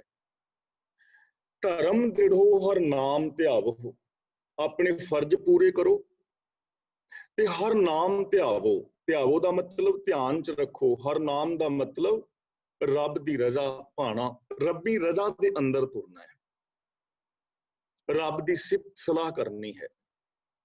ਜਿਵੇਂ ਕੁਦਰਤ ਨੇਮ ਦੇ ਅੰਦਰ ਕੰਮ ਕਰ ਰਹੀ ਹੈ, ਕਿਸੇ ਸਿਸਟਮ ਦੇ ਅੰਦਰ ਜ਼ਿੰਦਗੀ ਜੀਣੀ ਹੈ, ਲਾ ਆਫ ਨੇਚਰ ਨੂੰ ਸਮਝਣਾ ਹੈ, ਰੱਬੀ ਰਜ਼ਾ ਦੇ ਅੰਦਰ ਤੁਰਨਾ ਹੈ, ਫਰਜ਼ ਪੂਰੇ ਕਰਨੇ ਨੇ ਰੱਬੀ ਰਜ਼ਾ ਦੇ ਅੰਦਰ। ਸਿਮਰਿਤ ਨਾਮ ਦ੍ਰਿੜਾਇਆ, ਜੋ ਸਿਮਰਤੀਆਂ ਆਦਿਕ ਨੇ ਉਹਨਾਂ ਨੂੰ ਪੜ੍ਹਨ ਵਾਚਨ ਦੀ ਜਾਂ ਉਹਨਾਂ ਕਰਮ ਕਾਂਡਾਂ ਨੂੰ ਕਰਨ ਦੀ ਲੋੜ ਨਹੀਂ। ਸਿਮਰਿਤ ਨਾਮ ਦ੍ਰਿੜਾਇਆ ਦਾ ਮਤਲਬ ਗੁਰੂ ਨੇ ਨਾਮ ਦ੍ਰਿੜ ਕਰਾਇਆ ਹੈ। ਨਾਮ ਦਾ ਮਤਲਬ ਹੁਕਮ, ਇੱਕੋ ਨਾਮ ਹੁਕਮ ਹੈ। ਗੁਰੂ ਨੇ ਹੁਕਮ ਰਜ਼ਾ ਦੇ ਅੰਦਰ ਤੁਰਨਾ ਸਿਖਾਇਆ ਹੈ, ਹੁਕਮ ਦੇ ਅੰਦਰ, ਸਿਸਟਮ ਦੇ ਅੰਦਰ ਰਹਿਣਾ। ਸਤਿਗੁਰ ਗੁਰ ਪੂਰਾ ਆਰਾਧੋ, ਸਭ ਕਿਲਵਿਕ ਪਾਪ ਗਵਾਇਆ। ਹੁਣ ਕਿਲਵਿਕ ਪਾਪ, ਜਿਹੜੇ ਭਿਆਨਕ ਪਾਪ ਨੇ ਜ਼ਿੰਦਗੀ ਅੰਦਰ, ਉਹਨਾਂ ਨੂੰ ਗਵਾਉਣ ਵਾਸਤੇ ਪੂਰੇ ਗੁਰੂ ਦੀ ਆਰਾਧਨਾ ਕਰਨੀ ਹੈ, ਗਿਆਨ ਗੁਰੂ ਦੀ ਅਗਵਾਈ ਦੇ ਵਿੱਚ ਜ਼ਿੰਦਗੀ ਜੀਣੀ ਹੈ, ਗੁਰੂ ਪਾਤਸ਼ਾਹ ਜੀ ਦੀ ਪਾਵਨ ਬਾਣੀ ਤੋਂ ਅਗਵਾਈ ਲੈਣੀ ਹੈ, ਤਾਂ ਪਾਪ ਦੂਰ ਹੋਣਗੇ। ਜਦੋਂ ਅਸੀਂ ਚੋਰੀ ਕਰਨ ਲੱਗਦੇ ਹਾਂ ਤਾਂ ਸਾਡੇ ਅੰਦਰੋਂ ਇੱਕ ਆਵਾਜ਼ ਆਉਂਦੀ ਹੈ, ਚੋਰ ਕੀਆ ਚੰਗਾ ਕਿਉਂ ਹੋਏ, ਚੋਰ ਕੀ ਹਾਮਾ ਭਰੇ ਨਾ ਹੋਏ। ਜਦੋਂ ਅਸੀਂ ਈਰਖਾ ਦਵੇਸ਼ ਕਰਨ ਲੱਗਦੇ ਹਾਂ ਤਾਂ ਸਾਡੇ ਅੰਦਰੋਂ ਬਾਣੀ ਦੀ ਆਵਾਜ਼ ਆਉਂਦੀ ਹੈ ਕਿ ਛਲ ਕਪਟ ਕਿਸੇ ਨਾਲ ਨਹੀਂ ਕਰਨਾ ਚਾਹੀਦਾ। ਜਿਸ ਅੰਦਰ ਤਾਤ ਪਰਾਈ ਹੋਵੇ तिस दा कदे ना होवी भला, तिस ते आखे कोई ना लगे, नित उजाड़ी पुकारे खला। ਤਾਂ ਗੁਰੂ ਪਾਤਸ਼ਾਹ ਜੀ ਦੀ ਪਾਵਨ ਬਾਣੀ ਰਾਹੀਂ ਸਾਡੀ ਜ਼ਿੰਦਗੀ ਚੋਂ ਪਾਪ ਖਤਮ ਹੋਣਗੇ। ਸਹਿਜ ਆਨੰਦ ਹੁਆ ਵਡਭਾਗੀ, ਮਨ ਹਰ ਹਰ ਮੀਠਾ ਲਾਇਆ। ਮਨ ਹਰ ਹਰ ਮੀਠਾ ਲਾਇਆ ਦਾ ਮਤਲਬ ਜਿਸ ਦੇ ਮਨ ਵਿੱਚ ਰੱਬੀ ਗੁਣ ਮਿੱਠੇ ਲੱਗਣਗੇ, ਉਹਨਾਂ ਦੀ ਜ਼ਿੰਦਗੀ ਦੇ ਅੰਦਰ ਸਹਿਜ ਦਾ ਆਨੰਦ ਪੈਦਾ ਹੋ ਜਾਏਗਾ, ਆਤਮਕ ਅਡੋਲਤਾ ਵਾਲਾ ਆਨੰਦ, ਆਤਮਕ ਅਡੋਲਤਾ ਦੀ ਖੁਸ਼ੀ। ਉਹਨਾਂ ਦਾ ਮਨ ਟਿਕਿਆ ਰਹੇਗਾ, ਉਹਨਾਂ ਦੇ ਮਨ ਬਚਨ ਕਰਮ ਦੇ ਅੰਦਰ ਇਕਸਾਰਤਾ ਆ ਜਾਏਗੀ। ਕਿਹਨਾਂ ਦੇ? ਜਿਨ੍ਹਾਂ ਨੂੰ ਰੱਬੀ ਗੁਣ ਮਿੱਠੇ ਲੱਗਣਗੇ, ਜੋ ਮਨ ਬਚਨ ਔਰ ਕਰਮ ਕਰਕੇ ਜਿਨ੍ਹਾਂ ਨੂੰ ਇਹ ਗੁਣ ਮਿੱਠੇ ਲੱਗਣ, ਮਨ ਬਚਨ ਕਰਮ ਕਰਕੇ ਇਹਨਾਂ ਗੁਣਾਂ ਨੂੰ ਅਪਣਾ ਲਵੇ, ਉਹਦੀ ਜ਼ਿੰਦਗੀ ਵਿੱਚ ਆਨੰਦ ਪੈਦਾ ਹੋਏਗਾ, ਖੁਸ਼ੀ ਪੈਦਾ ਹੋਏਗੀ, ਖੇੜਾ ਪੈਦਾ ਹੋਏਗਾ। ਜਨ ਕਹੇ ਨਾਨਕ ਲਾਮ ਪਹਿਲੀ, ਆਰੰਭ ਕਾਜ ਰਚਾਇਆ। ਗੁਰੂ ਪਾਤਸ਼ਾਹ ਜੀ ਕਹਿੰਦੇ ਨੇ ਇਹ ਜੀਵ ਇਸਤਰੀ ਦੀ ਪ੍ਰਭੂ ਦੇ ਨਾਲ ਮਿਲਾਪ ਦੀ ਪਹਿਲੀ ਲਾਮ ਹੈ ਤੇ ਇਹ ਕਾਰਜ ਦੀ ਆਰੰਭਤਾ ਹੈ। ਯਾਨੀ ਰੱਬ ਦੇ ਨਾਲ ਮਿਲਾਪ ਦੀ ਇਹ ਆਰੰਭਤਾ ਹੈ, ਇਹ ਪਹਿਲੀ ਲਾਮ ਹੈ। ਜਿਵੇਂ ਪਤੀ ਪਤਨੀ ਦੀ ਲਾਮ ਹੁੰਦੀ ਹੈ ਨਾ, ਪਹਿਲੀ ਲਾਮ, ਦੂਜੀ, ਤੀਜੀ, ਚੌਥੀ ਲਾਮ, ਇਸ ਤਰ੍ਹਾਂ ਹਿੰਦੂ ਵੀਰਾਂ ਵਿੱਚ ਮੇਰੇ ਖਿਆਲ 7 ਫੇਰੇ ਨੇ। ਹਰ ਇੱਕ ਦਾ ਆਪਣਾ ਆਪਣਾ ਕਾਰਜ ਹੈ ਤੇ ਉਹ ਆਰੰਭਤਾ ਹੁੰਦੀ ਹੈ। ਇਹ ਰੱਬ ਦੇ ਨਾਲ ਮਿਲਾਪ ਦੀ ਆਰੰਭਤਾ ਹੈ, ਰੱਬ ਦੇ ਨਾਲ ਮਿਲਾਪ ਦੀ। ਇਹਦੇ ਵਿੱਚ ਕੀ ਹੈ? ਪ੍ਰਵਿਰਤੀ ਕਰਮ, ਫਰਜ਼ਾਂ ਨੂੰ ਪੂਰਿਆਂ ਕਰਨਾ ਔਰ ਪਾਪਾਂ ਦਾ ਤਿਆਗ ਕਰਨਾ, ਰੱਬੀ ਗੁਣਾਂ ਦੇ ਨਾਲ ਆਪਣਾ ਸੰਬੰਧ ਬਣਾਉਣਾ, ਇਹ ਰੱਬ ਦੇ ਨਾਲ ਮਿਲਾਪ ਦੀ ਪਹਿਲੀ ਲਾਮ। ਹੁਣ ਇੱਥੇ ਸਾਨੂੰ ਥੋੜਾ ਜਿਹਾ ਸਮਝਣ ਦੀ ਜ਼ਰੂਰਤ ਹੈ। ਦੇਖੋ, ਪਤੀ ਔਰ ਪਤਨੀ ਦੋਵਾਂ ਨੇ ਇਹ ਕੰਮ ਕਰਨੇ ਨੇ, ਆਪਣੇ ਫਰਜ਼ਾਂ ਨੂੰ ਪੂਰਿਆਂ ਕਰਨਾ ਔਰ ਦੋਵਾਂ ਨੇ ਪਾਪ ਨਹੀਂ ਕਰਨੇ। ਜੇ ਅਸੀਂ ਹੁਣ ਇੱਥੇ ਪਤੀ ਪਤਨੀ ਦੀ ਗੱਲ ਹੀ ਕਰੀਏ ਤਾਂ ਪਾਪ ਨਹੀਂ ਕਰਨਾ। ਪਾਪ ਕਿਹੜੀ ਚੀਜ਼ ਹੈ? ਜਿਹੜੀ ਚੀਜ਼ ਛੁਪਾਣੀ ਪੈਂਦੀ ਹੈ ਨਾ, ਉਹ ਪਾਪ ਹੈ। ਦਿਲ ਕਿਸੇ ਦਾ ਦੁਖਾਣਾ, ਚੋਰੀ ਕਰਨੀ, ਛੁਪ ਛੁਪ ਕੇ ਕੁਛ ਕਰਮ ਕਰਨੇ, ਪਰਦੇ ਦੇ ਵਿੱਚ ਰੱਖਣੇ, ਇਹ ਸਾਰਾ ਕੁਛ ਪਾਪ ਹੀ ਹੈ। ਆਨੰਦ ਚਾਹੁੰਦੇ ਆ ਨਾ, ਬਦਲਾਵ ਆ ਸਕਦਾ ਹੈ। ਪਤਨੀ ਸ਼ਬਦ 2 ਸ਼ਬਦਾਂ ਤੋਂ ਬਣਿਆ ਹੈ, ਪਤ ਪਲਸ ਨੀ। ਲਿਖਣਾ ਹੋਏ ਤੇ ਲਿਖ ਸਕਦੇ ਹੋ, ਪਤ ਪਲਸ ਨੀ ਇਜ਼ ਇਕੁਅਲ ਟੂ ਪਤਨੀ। ਪਤ ਦਾ ਮਤਲਬ ਇੱਜ਼ਤ ਤੇ ਨੀ ਦਾ ਮਤਲਬ ਸਰੂਪ। ਪਤਨੀ ਦਾ ਮੀਨਿੰਗ ਹੈ ਇੱਜ਼ਤ ਦਾ ਸਰੂਪ। ਜਿਵੇਂ ਇੱਜ਼ਤ ਔਰਤ ਦਾ ਰੂਪ ਧਾਰਨ ਕਰਕੇ ਆ ਗਈ ਹੋਵੇ, ਉਹਨੂੰ ਕਹਿੰਦੇ ਨੇ ਪਤਨੀ, ਇੱਜ਼ਤ ਦਾ ਸਰੂਪ। ਉਹਦਾ ਹਰ ਕਰਮ ਇੱਜ਼ਤ ਵਾਲਾ ਹੋਵੇ, ਉਹਨੂੰ ਪਤਨੀ ਕਿਹਾ ਜਾ ਸਕਦਾ ਹੈ। ਤੇ ਜੇ ਪਤਨੀ ਅਖਵਾਉਣ ਵਾਲੀ ਔਰਤ ਕੰਮ ਐਸੇ ਕਰੇ ਕਿ ਜਿਹਦੇ ਵਿੱਚ ਬੇਇੱਜ਼ਤੀ ਹੋਵੇ, ਆਪਣੀ ਵੀ, ਮਾਪਿਆਂ ਦੀ ਵੀ, ਸਹੁਰੇ ਪਰਿਵਾਰ ਦੀ ਵੀ, ਤੇ ਪਤਨੀ ਤੇ ਨਾ ਹੋਈ। ਦੇਖੋ, ਇੱਕ ਔਰਤ ਦੇ ਸਿਰ ਤੇ 3 ਕੁੱਲਾਂ ਦੀ ਇੱਜ਼ਤ ਔਰ ਬੇਇੱਜ਼ਤੀ ਟਿੱਕੀ ਹੈ। ਜੇ ਕੋਈ ਬੱਚੀ ਬਹੁਤ ਚੰਗੇ ਕਰਮ ਕਰਦੀ ਹੈ, ਸੁਭਾਅ ਚੰਗਾ ਹੈ, ਪੜ੍ਹਾਈ ਚੰਗੀ ਕਰਦੀ ਹੈ, ਵਿਹਾਰ ਚੰਗਾ ਹੈ, ਤੇ ਲੋਕ ਕਹਿੰਦੇ ਨੇ ਵੀ ਫਲਾਂ ਬੰਦੇ ਦੀ ਪੋਤਰੀ ਰੱਬ ਵਰਗੀ, ਦਾਦਕਿਆਂ ਨੂੰ ਮਾਣ ਮਿਲਦਾ। ਜੇ ਕਿਤੇ ਉਹ ਨਾਨਕੇ ਪਿੰਡ ਜਾਏ ਨਾ, ਲੋਕ ਕਹਿੰਦੇ ਨੇ ਵੀ ਫਲਾਂ ਬੰਦੇ ਦੀ ਦੋਹਤਰੀ ਆਈ ਸੀ, ਇਹੋ ਜਿਹੀ ਕੁੜੀ ਐਸਾ ਨਹੀਂ ਵੇਖੀ, ਰੱਬ ਸਾਰਿਆਂ ਨੂੰ ਇਹੋ ਜਿਹੀਆਂ ਧੀਆਂ ਦੇਵੇ। ਨਾਨਕੇ ਪਰਿਵਾਰ ਨੂੰ ਮਾਣ ਮਿਲਿਆ। ਤੇ ਜਦੋਂ ਕੋਈ ਚੰਗੀ ਧੀ ਭੈਣ ਵਿਆਹੀ ਸਹੁਰੇ ਪਰਿਵਾਰ 'ਚ ਜਾਂਦੀ ਹੈ ਨਾ, ਤੇ ਲੋਕ ਕਹਿੰਦੇ ਨੇ ਰੱਬ ਇਹੋ ਜਿਹੀ ਨੂੰ ਸਾਰਿਆਂ ਨੂੰ ਦਵੇ, ਜਿੱਦਣ ਦੀ ਆਈ ਹੈ ਪਰਿਵਾਰ ਦੀ ਜੂਨ ਸੁਧਾਰ ਦਿੱਤੀ, ਸਹੁਰੇ ਪਰਿਵਾਰ ਨੂੰ ਵੀ ਮਾਣ ਮਿਲਿਆ। ਤੇ ਜੇ ਕੋਈ ਬੱਚੀ ਗਲਤ ਕਰਮ ਕਰਦੀ ਹੈ ਤੇ ਲੋਕ ਕਹਿੰਦੇ ਨੇ ਫਲਾਂ ਬੰਦੇ ਦੀ ਪੋਤਰੀ, ਉਹ ਤੇ ਨਿਰੀ ਚੜੇਲ ਹੈ, ਕਲੰਕ ਕੇਂਦਰੀ। ਜੇ ਐਸੀ ਬੱਚੀ ਨਾਨਕੇ ਜਾਏ ਤੇ ਲੋਕ ਕਹਿੰਦੇ ਨੇ ਉਹਨਾਂ ਦੀ ਆਈ ਸੀ ਦੋਹਤਰੀ, ਯਾਰ ਭੂਤ ਨਹੀਂ ਹੈ, ਗੁਆਂਢੀਆਂ ਨੂੰ ਵੀ ਦੁਖੀ ਰੱਖਿਆ ਉਹਨੇ। ਤੇ ਜੇ ਕੋਈ ਬੱਚੀ ਗਲਤ ਹੋਵੇ ਤੇ ਸਹੁਰੇ ਪਰਿਵਾਰ 'ਚ ਜਾਏ ਤੇ ਲੋਕ ਕਹਿੰਦੇ ਨੇ ਉਹਨਾਂ ਦੀ ਨੂੰਹ ਤੇ ਐਸੀ ਕਲੈਣੀ ਆਈ ਹੈ, ਜੀ ਨਾਲ ਜੀ ਨਹੀਂ ਛੱਡਿਆ। ਤਿੰਨਾਂ ਪਰਿਵਾਰਾਂ ਦੀ ਇੱਜ਼ਤ ਔਰ ਬੇਇੱਜ਼ਤੀ ਇੱਕ ਬੱਚੀ ਦੇ ਸਿਰ ਤੇ ਟਿੱਕੀ ਹੈ। ਹੁਣ ਔਰਤ ਕੀ ਚਾਹੁੰਦੀ ਹੈ, ਡਿਸਾਈਡ ਤਾਂ ਇਹਨੇ ਆਪ ਕਰਨਾ ਨਾ, ਚੋਇਸ ਹੈ ਦੀ। ਜੇ ਉਹ ਚਾਹੁੰਦੀ ਹੈ ਕਿ ਤਿੰਨਾਂ ਪੀੜ੍ਹੀਆਂ ਦੀ ਕੁੱਲਾਂ ਦੀ ਇੱਜ਼ਤ ਬਣੇ ਤਾਂ ਉਹਨੂੰ ਇਧਰ ਧਿਆਨ ਦੇਣਾ ਚਾਹੀਦਾ ਹੈ। ਨਹੀਂ ਤਾਂ ਭਾਈ ਹਰ ਇੱਕ ਦੀ ਆਪਣੀ ਮਰਜ਼ੀ ਤੇ ਇਕੱਲੀ ਔਰਤ ਦੀ ਜ਼ਿੰਮੇਵਾਰੀ ਨਹੀਂ ਹੈ ਇਹ ਗੱਲ ਬੰਦੇ ਤੇ ਵੀ ਲਾਗੂ ਹੁੰਦੀ ਹੈ। ਜੇ ਕੋਈ ਬੱਚਾ ਬਹੁਤ ਚੰਗਾ ਹੈ ਤੇ ਲੋਕ ਕਹਿੰਦੇ ਨੇ ਫਲਾਂ ਬੰਦੇ ਦਾ ਪੋਤਰਾ ਕਿੰਨਾ ਚੰਗਾ ਹੈ, ਬਈ ਫਲਾਣਿਆਂ ਦਾ ਦੋਹਤਰਾ ਆਇਆ ਸੀ, ਬਹੁਤ ਚੰਗਾ ਬੱਚਾ ਹੈ, ਬੜੀ ਚੰਗੀ ਪੜ੍ਹਾਈ ਕਰਦਾ ਹੈ, ਬਹੁਤ ਵਧੀਆ ਉਹਦਾ ਸੁਭਾਅ ਹੈ। ਤੇ ਜੇ ਕਿਸੇ ਦਾ ਜਵਾਈ ਚੰਗਾ ਹੋਏ ਤੇ ਲੋਕ ਕਹਿੰਦੇ ਨੇ ਨਾ ਵੀ ਕਿੰਨਾ ਚੰਗਾ ਜਵਾਈ ਮਿਲਿਆ, ਉਹਨਾਂ ਦੀ ਧੀ ਦਾ ਜੀਵਨ ਹੀ ਸੌਰ ਗਿਆ। ਤੇ ਜੇ ਬੱਚਾ ਮਾੜਾ ਹੋਵੇ ਤੇ ਲੋਕ ਆਪਣੇ ਬੱਚਿਆਂ ਨੂੰ ਬਚਾਉਂਦੇ ਨੇ, ਫਲਾਣੇ ਦੇ ਪੋਤਰੇ ਦੇ ਨਾਲ ਨਾ ਖੇਡੀ, ਤੇਰਾ ਵੀ ਬੇੜਾ ਗਰਕ ਕਰ ਦੇਗਾ, ਉਹਨੇ ਅੱਧੇ ਪਿੰਡ ਦਾ ਬੇੜਾ ਗਰਕ ਕਰ ਦਿੱਤਾ, ਨਸ਼ੇ ਚਲਾਤੇ ਨੇ ਬੱਚੇ। ਇਹੀ ਹਾਲ ਨਾਨਕਿਆਂ ਦਾ ਤੇ ਇਹੀ ਸਹੁਰਿਆਂ ਦਾ ਹੁੰਦਾ ਵੀ ਇਹਦੇ ਨਾਲੋਂ ਚੰਗਾ ਸੀ ਕੁੜੀ ਮਾਰ ਹੀ ਦਿੰਦੇ, ਉੱਤੇ ਬਿਆਨ ਨਾਲੋਂ ਹੁੰਦਾ ਹੈ ਨਾ। ਪਤੀ ਦੋ ਸ਼ਬਦਾਂ ਤੋਂ ਬਣਿਆ ਹੈ, ਪਤ ਪਲਸ ਈ। ਪਤ ਪਲਸ ਈ। ਈ ਦਾ ਮਤਲਬ ਈਸ਼, ਸੁਆਮੀ, ਮਾਲਕ, ਤੇ ਪਤ ਦਾ ਮਤਲਬ ਇੱਜ਼ਤ। ਪਤੀ ਦਾ ਮਤਲਬ ਇੱਜ਼ਤ ਦਾ ਮਾਲਕ, ਯਾਨੀ ਬੰਦਾ ਉਹ ਕਰਮ ਕਰੇ ਜਿਨ੍ਹਾਂ ਦੇ ਨਾਲ ਇੱਜ਼ਤ ਬਣੇ, ਮਾਨ ਮਿਲੇ, ਸਤਿਕਾਰ ਮਿਲੇ। ਤੇ ਜੇ ਬੰਦਾ ਸ਼ਰਾਬ ਪੀ ਕੇ ਵਹਿਣੀ ਚ ਡਿੱਗਿਆ ਹੋਏ ਤੇ ਉੱਤੇ ਮੂੰਹ ਚਾਟਦੇ, ਹੁਣ ਪਤੀ ਤੇ ਨਾ ਹੋਇਆ ਤੇ ਆਪੱਤੀ ਹੋਇਆ। ਕਿੰਨੇ ਦੋ ਸ਼ਬਦ ਪਿਆਰੇ ਦਿੱਤੇ ਪਤੀ ਪਤਨੀ, ਔਰ ਇੰਡੀਆ ਦੇ ਅੰਦਰ ਦੋ ਬੜੇ ਪਿਆਰੇ ਸ਼ਬਦ ਦਿੱਤੇ ਔਰਤ ਵਾਸਤੇ ਔਰ ਬੰਦੇ ਵਾਸਤੇ। ਔਰਤ ਨੂੰ ਕਿਹਾ ਕਿ ਆਪਣੇ ਪਤੀ ਨੂੰ ਪਰਮੇਸ਼ਰ ਕਰਕੇ ਜਾਣੀ, ਪਤੀ ਪਰਮੇਸ਼ਰ, ਬੜਾ ਪਿਆਰਾ ਸ਼ਬਦ। ਤੇ ਪਤੀ ਆਪ ਪਰਮੇਸ਼ਰ ਬਣ ਕੇ ਵੀ ਰਵੇ, ਪਰਮੇਸ਼ਰ ਵਰਗਾ ਬਣ ਕੇ ਰਵੇ, ਰੱਬ ਵਰਗਾ। ਇਹ ਨਹੀਂ ਵੀ ਪਤੀ ਡੰਡਿਆਂ ਨਾਲ ਕੁੱਟ-ਕੁੱਟ ਕੇ ਜਨਾਨੀ ਦੇ ਹੱਡ ਭੰਨੇ ਹੋਣ ਤੇ ਉਹ ਪਰਮੇਸ਼ਰ ਨਹੀਂ, ਪਰਮੇਸ਼ਰ ਰੱਬ ਵਰਗਾ ਬਣ ਕੇ ਰਵੇ। ਤੇ ਪਤਨੀ ਨੂੰ ਸ਼ਬਦ ਦਿੱਤਾ ਗਿਆ ਦੇਵੀ, ਪਤਨੀ ਦੇਵੀ ਵਰਗੀ ਬਣ ਕੇ ਰਹੇ। ਪਤਨੀ ਨੂੰ ਪਤੀ ਦਿਸੇ ਪਰਮੇਸ਼ਰ, ਹੋਵੇ ਵੀ ਪਰਮੇਸ਼ਰ ਵਰਗਾ, ਤੇ ਪਤੀ ਨੂੰ ਪਤਨੀ ਦਿਸੇ ਦੇਵੀ ਤੇ ਹੋਵੇ ਵੀ ਦੇਵੀ ਵਰਗੀ। ਜਿਸ ਘਰ ਵਿੱਚ ਇੱਕ ਨੂੰ ਦੇਵੀ ਦਿਸੇ, ਦੂਜੇ ਨੂੰ ਪਰਮੇਸ਼ਰ ਦਿਸੇ, ਉਹ ਘਰ ਸਵਰਗ ਬਣ ਜਾਏਗਾ। ਤੇ ਜੇ ਘਰ ਵਾਲੀ ਨੂੰ ਪਤੀ ਦਿਸੇ ਭੂਤਨਾ ਤੇ ਪਤੀ ਨੂੰ ਘਰ ਵਾਲੀ ਦਿਸੇ ਚੜੇਲ, ਤੇ ਜਿੱਥੇ ਚੜੇਲ ਤੇ ਭੂਤਨਾ ਹੋਣਗੇ ਘਰ ਨਰਕ ਬਣ ਗਿਆ ਨਾ। ਕਿੰਨੇ ਪਿਆਰੇ ਸ਼ਬਦ ਸਨ। ਤਾਂ ਇਧਰ ਧਿਆਨ ਦੇਣ ਦੀ ਲੋੜ ਹੈ। ਪਹਿਲੀ ਲਾਮ ਦੇ ਅੰਦਰ ਸਾਨੂੰ ਇਹ ਸੰਦੇਸ਼ ਮਿਲਦਾ ਹੈ ਕਿ ਅਸੀਂ ਗ੍ਰਸਤੀ ਬਣਨਾ ਹੈ, ਆਪਣੇ ਫਰਜ਼ਾਂ ਨੂੰ ਪੂਰੀਆਂ ਕਰਨਾ ਹੈ, ਔਰ ਗੁਰੂ ਗ੍ਰੰਥ ਸਾਹਿਬ ਜੀ ਦੀ ਪਾਵਨ ਬਾਣੀ ਤੋਂ ਗਿਆਨ ਲੈਣਾ ਹੈ, ਤੇ ਪਾਪਾਂ ਦਾ ਤਿਆਗ ਕਰਨਾ ਹੈ।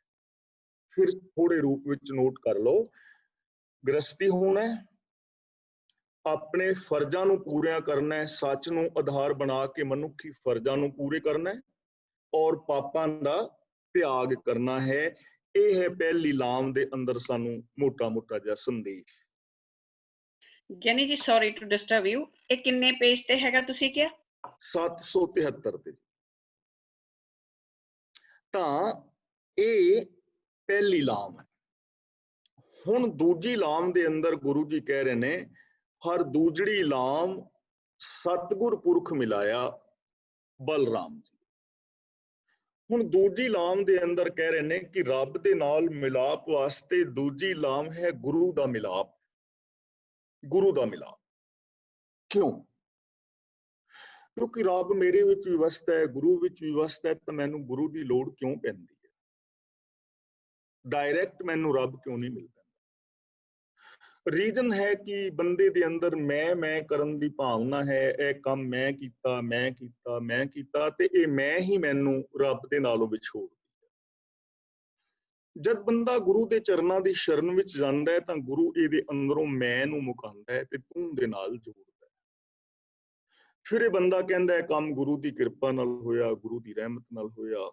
ਮੈਂ ਖਤਮ ਹੁੰਦੀ ਹੈ, ਤੂੰ ਆ ਜਾਂਦਾ ਹੈ, ਤੇ ਜਦੋਂ ਮੈਂ ਮੁੱਕਦੀ ਹੈ ਉਦੋਂ ਬੰਦਾ ਤੂੰ ਦੇ ਅੰਦਰ ਸਮਾ ਜਾਂਦਾ ਹੈ। ਕਬੀਰ ਤੂੰ ਕਰਤਾ ਤੂੰ ਹੁਆ, ਮੁਝ ਮੈਂ ਰਹਾ ਨਾ ਹੂੰ, ਜਬ ਆਪਾ ਪਰਕਾ ਮਿਟ ਗਿਆ, ਜਦ ਦੇਖੋ ਤਾਂ ਤੂੰ।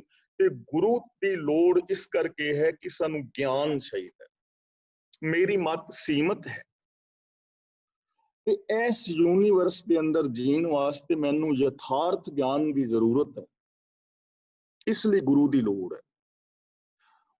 क्यों लोड़ है? क्योंकि पुण्य और पाप का नहीं पता लगना, पुण्य की है ते पाप की है। असी पापां का त्याग करना है ना, ते पुण्य पाप के अंदर दुनिया उलझी हुई है। सिमृत शास्त्र पुण्य पाप विचार दे तत्पै सार ना जानी। पुण्य पापां दे चक्कर विच पै के बंदा तत्त नूं भुल जांदा है। जिवें असी पहलां भी ये चीज विचार चुके हां कि कुछ धर्म कहंदे ने अहिंसा परमो धर्म है। जिवें जैन धर्म है कीड़ी नूं मारना भी पाप समझदा है, लेकिन इस्लाम दे अंदर केवल सूर नूं छड्ड के बाकी चीज नूं वो खा सकते ने, उन्हां वास्ते पाप नहीं है। एक चीज एक बंदे वास्ते पुण्य है, दूजे वास्ते वो पाप है।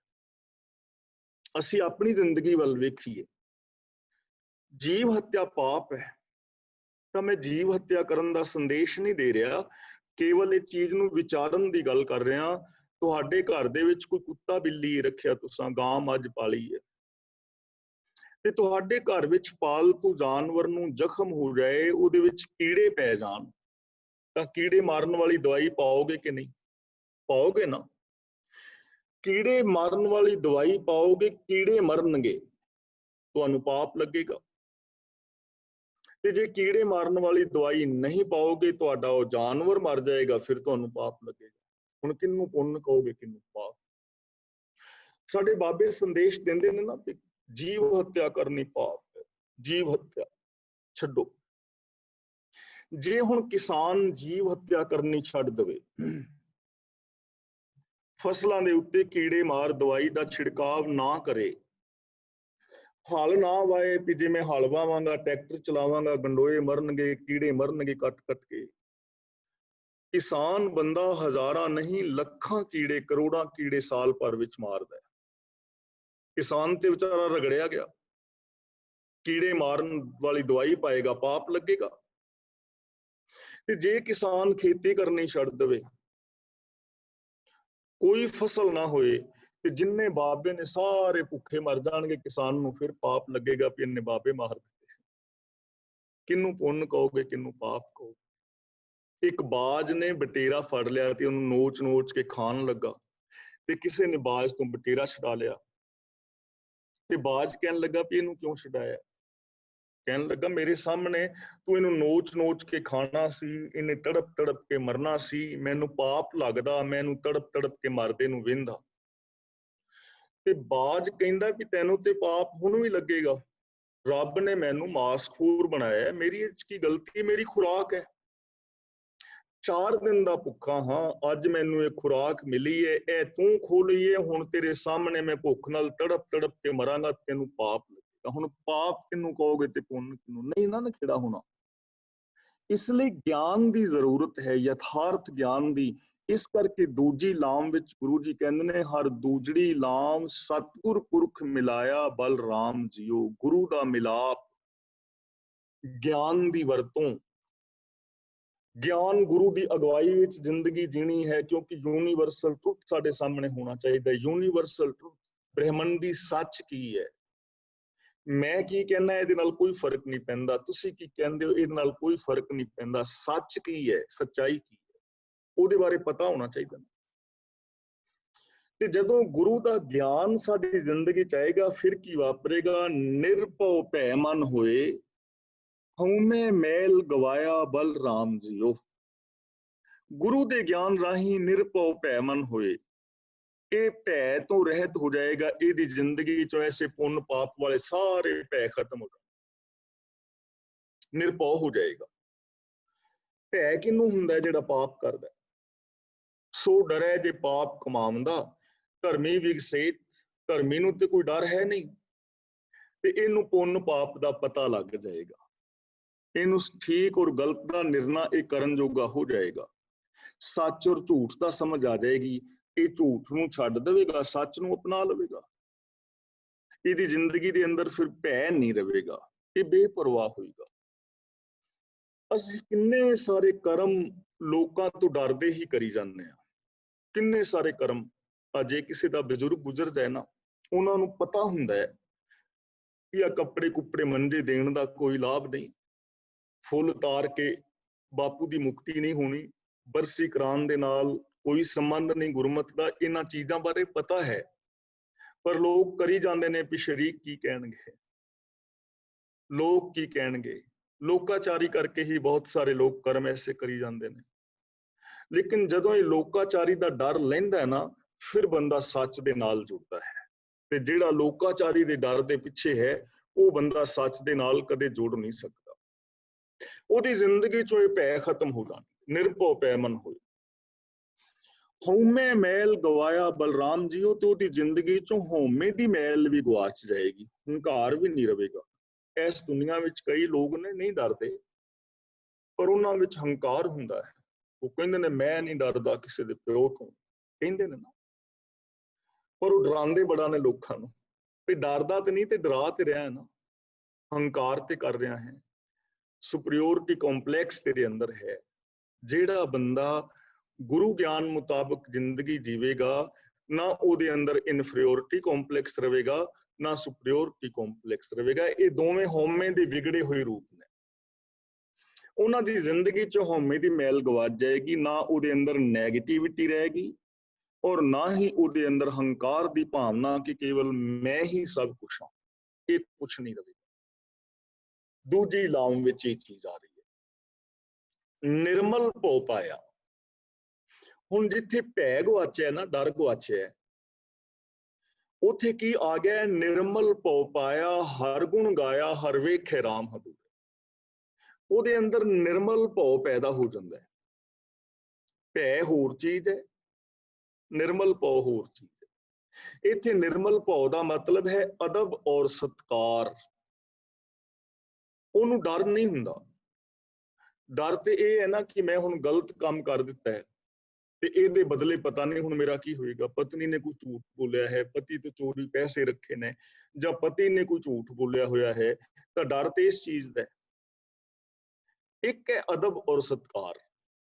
ਪਤਨੀ ਦੇ ਮਨ ਵਿੱਚ ਸਤਕਾਰ ਹੈ ਕਿ ਮੈਂ ਕੋਈ ਐਸਾ ਕਰਮ ਨਾ ਕਰਾਂ ਜਿਸ ਦੇ ਨਾਲ ਮੇਰੇ ਪਤੀ ਦਾ ਪਤੀ ਹਰਟ ਹੋਏ। ਤੇ ਪਤੀ ਦੇ ਮਨ ਵਿੱਚ ਵੀ ਪਤਨੀ ਦਾ ਸਤਕਾਰ ਹੈ ਕਿ ਮੈਂ ਕੁਝ ਐਸਾ ਨਾ ਮੇਰੇ ਤੋਂ ਹੋਵੇ, ਬੋਲ ਵੀ ਨਾ ਬੋਲਿਆ ਜਾਏ ਜਿਸ ਕਰਕੇ ਮੇਰੀ ਪਤਨੀ ਦਾ ਦਿਲ ਦੁਖੇ।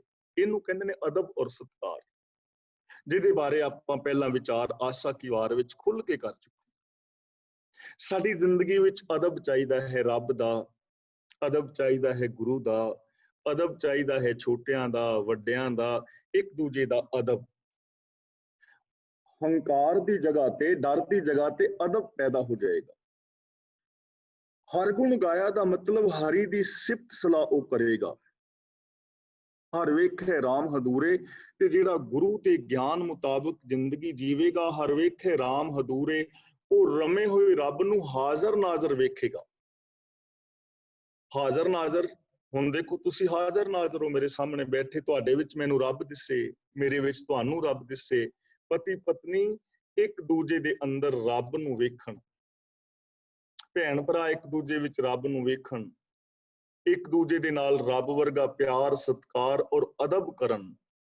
ਇਹੀ ਨੇ ਰੱਬ ਦੇ ਦਰਸ਼ਨ, ਮਨੁੱਖਤਾ ਚੋਂ ਹੋਣੇ ਨੇ ਰੱਬ ਦੇ ਦਰਸ਼ਨ। ਜੋ ਦਿਸੈ ਸੋ ਤੇਰਾ ਰੂਪ। ਅਸੀਂ ਦੇਖਦੇ ਨਹੀਂ ਨਾ ਇੱਕ ਦੂਜੇ ਨੂੰ ਰੱਬ ਵਰਗਾ। ਸਾਨੂੰ ਤੇ ਸਮਝਾਇਆ ਹੈ ਕਿ ਰੱਬ ਕਿਤੇ 7ਵੇਂ 8ਵੇਂ ਆਸਮਾਨ ਵਿੱਚ ਉੱਤੇ ਬੈਠਾ, ਨਾ ਉਹ ਥੱਲੇ ਉਤਰੇ ਤੇ ਨਾ ਕੋਈ ਗੱਲ, ਨਾ ਸਾਨੂੰ ਦਿਸੇ। ਰੱਬ ਨੂੰ ਅਸੀਂ ਇੱਕ ਦੂਜੇ ਦੇ ਵਿੱਚ ਵੇਖਣਾ। ਬੰਦੇ ਨੇ ਬੰਦੇ ਦਾ ਰੱਬ ਜਿੰਨਾ ਅਦਬ ਔਰ ਸਤਕਾਰ ਕਰਨਾ, ਉਹ ਫਿਰ ਰੱਬ ਨੂੰ ਹਾਜ਼ਰ ਨਾਜ਼ਰ ਵੇਖੇਗਾ ਜੋ ਗੁਰੂ ਦੇ ਗਿਆਨ ਮੁਤਾਬਿਕ ਜ਼ਿੰਦਗੀ ਜੀਵੇਗਾ। ਤੇ ਹਾਜ਼ਰ ਨਾਜ਼ਰ ਦਾ ਮਤਲਬ ਇਹ ਹੈ ਕਿ ਰੱਬ ਮੇਰੇ ਹਰ ਬੋਲ ਨੂੰ ਸੁਣ ਰਿਹਾ ਹੈ, ਮੇਰੇ ਹਰ ਕਰਮ ਨੂੰ ਵੇਖ ਰਿਹਾ ਹੈ। ਫਿਰ ਉਹ ਐਸੇ ਬੋਲ ਬੋਲੇਗਾ ਜਿਹੜੇ ਬੋਲ ਰੱਬ ਨੂੰ ਪ੍ਰਵਾਨ ਹੋਣ। ਫਿਰ ਉਹ ਕਰਮ ਕਰੇਗਾ ਜਿਹੜੇ ਕਰਮ ਰੱਬ ਨੂੰ ਪ੍ਰਵਾਨ ਹੋਣਗੇ। ਐਸੇ ਕੰਮ ਉਹ ਕਰਨ ਦੀ ਟਰਾਈ ਕਰੇਗਾ। ਅਗਲਾ ਬਚਨ ਕਰਦੇ ਨੇ, ਹਰ ਆਤਮ ਰਾਮ ਪਸਾਰਿਆ ਸੁਆਮੀ, ਸਰਬ ਰਿਹਾ ਭਰਪੂਰੇ। ਆਤਮ ਰਾਮ ਦਾ ਮਤਲਬ ਆਤਮਾ ਦਾ ਮਾਲਕ, ਸ਼ਰੀਰਾਂ ਦਾ ਮਾਲਕ ਰੱਬ। ਆਤਮ ਰਾਮ ਦਾ ਮਤਲਬ ਰੱਬ। ਪਸਾਰਿਆ, ਉਹਨੇ ਆਪਣੇ ਆਪ ਨੂੰ ਹੀ ਪਸਾਰਿਆ ਹੋਇਆ ਹੈ, ਉਹ ਆਪ ਹੀ ਖਿਲਰਿਆ ਹੋਇਆ ਹੈ। ਸਰਬ ਰਿਹਾ ਭਰਪੂਰੇ, ਉਹ ਸਾਰਿਆਂ ਦੇ ਅੰਦਰ ਸਭ ਥਾਵਾਂ ਤੇ ਪਰਿਪੂਰਨ ਹੈ। ਦੇਖੋ ਇਸ ਪੰਕਤੀ ਨੂੰ ਧਿਆਨ ਨਾਲ ਆਪਾਂ ਫਿਰ ਪੜ੍ਹੀਏ। ਹਰ ਆਤਮ ਰਾਮ ਪਸਾਰਿਆ ਸੁਆਮੀ, ਪਸਾਰਿਆ ਦਾ ਮਤਲਬ ਉਹਨੇ ਆਪਣਾ ਪਸਾਰਾ ਕੀਤਾ ਹੋਇਆ ਹੈ, ਆਪ ਹੀ ਖਿਲਰਿਆ ਹੋਇਆ ਹੈ, ਆਪ ਹੀ ਪਸਰਿਆ ਹੋਇਆ ਹੈ। ਯਾਨੀ ਆ ਦੁਨੀਆ ਜਿਹੜੀ ਹੈ ਰੱਬ ਦਾ ਹੀ ਰੂਪ ਹੈ। ਇਹ ਵਿਸ਼ ਸੰਸਾਰ ਤੁਮ ਦੇਖਦੇ, ਇਹ ਹਰ ਕਾ ਰੂਪ ਹੈ। ਸਰਬ ਰਿਹਾ ਭਰਪੂਰੇ, ਹਰ ਥਾਂ ਤੇ ਪਰਿਪੂਰਨ ਹੈ। ਹਰ ਇਨਸਾਨ ਦੇ ਅੰਦਰ, ਹਰ ਜੀਵ ਜੰਤ ਦੇ ਅੰਦਰ, ਹਰ ਥਾਂ ਤੇ ਰੱਬੀ ਗੁਣ ਹਰ ਥਾਂ ਤੇ ਮੌਜੂਦ ਨੇ। ਰੱਬੀ ਹੁਕਮ, ਉਹਦਾ ਸਿਸਟਮ ਸਭ ਥਾਵਾਂ ਤੇ ਚੱਲ ਰਿਹਾ ਹੈ। ਉਹਦੇ ਗੁਣ ਮੇਰੇ ਵਿੱਚ, ਤੁਹਾਡੇ ਵਿੱਚ, ਸਾਰਿਆਂ ਦੇ ਵਿੱਚ ਨੇ। ਉਹ ਜੀਵਨ ਰੋਂ ਹੋ ਕੇ, ਜੀਵਨ ਬਣ ਕੇ ਸਾਰਿਆਂ ਦੇ ਅੰਦਰ ਫੈਲਿਆ ਹੋਇਆ ਹੈ। ਇਹ ਚੀਜ਼ ਨੂੰ ਉਹ ਫੀਲ ਕਰੇਗਾ।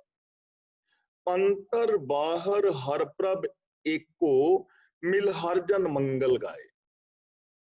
ਫਿਰ ਜਿਹੜਾ ਗੁਰੂ ਦੇ ਗਿਆਨ ਮੁਤਾਬਕ ਜੀਵੇਗਾ ਨਾ, ਜੋ ਦੂਜੀ ਲਾਮ ਹੈ ਰੱਬ ਦੇ ਨਾਲ ਮਿਲਾਪ ਦਾ ਦੂਜਾ ਕਦਮ, ਦੂਜੀ ਲਾਮ ਇਹ ਹੈ ਕਿ ਉਹ ਹਰ ਜਨਾਂ ਦੇ ਨਾਲ ਮਿਲ ਕੇ ਮੰਗਲ ਗਾਏਗਾ, ਖੁਸ਼ੀ ਦੇ ਗੀਤ ਗਾਏਗਾ। ਹਰ ਜਨ ਦਾ ਮਤਲਬ ਰੱਬ ਦੇ ਰਾਹ ਤੇ ਤੁਰਨ ਵਾਲੇ, ਰੱਬੀ ਰਜ਼ਾ ਵਿੱਚ ਤੁਰਨ ਵਾਲੇ, ਜਿਹੜੇ ਗੁਣ ਗਾਣ ਵਾਲੇ ਨੇ, ਜਿਨ੍ਹਾਂ ਨੇ ਇਹਨਾਂ ਚੀਜ਼ਾਂ ਨੂੰ ਅਨੁਭਵ ਕੀਤਾ ਹੈ। ਉਹ ਐਸੇ ਜਨਾਂ ਦੇ ਨਾਲ ਮਿਲ ਕੇ ਹਰੀ ਦੇ ਗੁਣ ਗਾਏਗਾ, ਸਿਫਤ ਸਲਾਹ ਕਰੇਗਾ। ਯਾਨੀ ਉਹ ਸਿਰਫ ਗੁਣਾਂ ਦੀ ਗੱਲ ਕਰੇਗਾ, ਔਗੁਣਾਂ ਦੀ ਨਹੀਂ।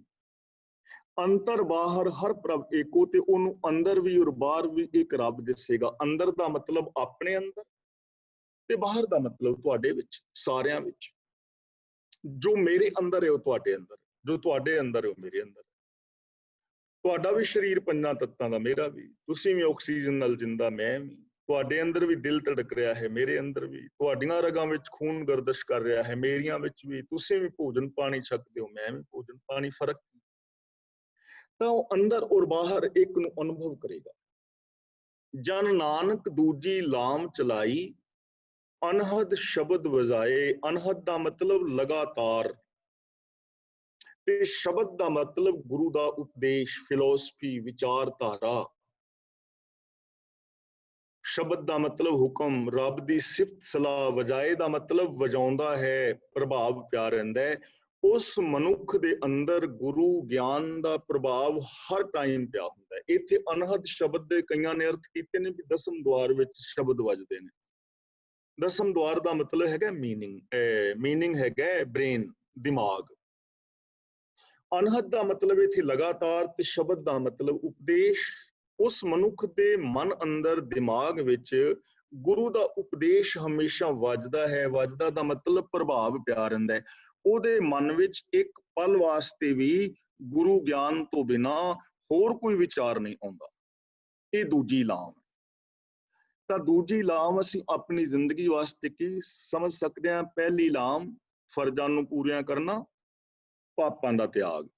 ਦੂਜੀ ਲਾਮ ਦੇ ਅੰਦਰ ਹੈ ਗੁਰੂ ਦੇ ਗਿਆਨ ਦੀ ਅਗਵਾਈ ਲੈਣੀ, ਵਿਵੇਕ, ਬੁੱਧ, ਕਾਮਨ ਸੈਂਸ ਪੈਦਾ ਕਰਨੀ, ਜਿਸ ਕਰਕੇ ਸਾਨੂੰ ਪਤਾ ਲੱਗ ਸਕੇ ਕਿੱਥੇ ਅਸੀਂ ਕਿਵੇਂ ਵਰਤਣਾ ਹੈ, ਕੀ ਠੀਕ ਹੈ, ਕੀ ਗਲਤ ਹੈ, ਕੀ ਸਹੀ ਹੈ, ਕੀ ਧਰਮ, ਕੀ ਅਧਰਮ, ਕੀ ਆਤਮ, ਕੀ ਅਨਾਤਮ, ਕੀ ਪੁੰਨ, ਕੀ ਪਾਪ, ਕੀ ਹਾਨੀ, ਕੀ ਲਾਭ। ਔਰ ਹਉਮੈ ਨੂੰ ਖਤਮ ਕਰ ਲੈਣਾ, ਔਰ ਆਪਣੀ ਜ਼ਿੰਦਗੀ ਅੰਦਰ ਨਿਮਰਤਾ ਦੇ ਧਾਰਨੀ ਹੋਣਾ, ਅਦਬ ਔਰ ਸਤਕਾਰ ਪੈਦਾ ਕਰਨਾ, ਇੱਕ ਦੂਜੇ ਦਾ ਅਦਬ ਔਰ ਸਤਕਾਰ। ਇਹ ਦੂਜਾ ਨੁਕਤਾ ਹੈ। ਹੁਣ ਤੀਜੀ ਲਾਮ ਦੇ ਅੰਦਰ ਗੁਰਦੇਵ ਪਾਤਸ਼ਾਹ ਜੀ ਸਾਨੂੰ ਸਮਝਾ ਰਹੇ ਹਨ, ਹਰ ਤੀਜੜੀ ਲਾਮ ਮਨ ਚਾਉ ਭਇਆ, ਬੈਰਾਗੀਆ ਬਲਰਾਮ। ਬੈਰਾਗੀਆ ਦਾ ਮਤਲਬ ਵੈਰਾਗਵਾਨ। ਤੀਜੀ ਜੋ ਲਾਮ ਹੈ ਰੱਬ ਦੇ ਨਾਲ ਵਿਆਹ ਦੀ, ਮਿਲਾਪ ਦੀ, ਜੀਵ ਇਸਤਰੀ ਦਾ ਮਿਲਾਪ ਰੱਬ ਦੇ ਨਾਲ। ਤੀਜੀ ਲਾਮ ਹੈ ਵੈਰਾਗੀ। ਤੇ ਵੈਰਾਗੀ ਦਾ ਮਤਲਬ ਇਹ ਨਹੀਂ ਕਿ ਸੰਸਾਰ ਨੂੰ ਛੱਡ ਕੇ ਚਲੇ ਜਾਣਾ।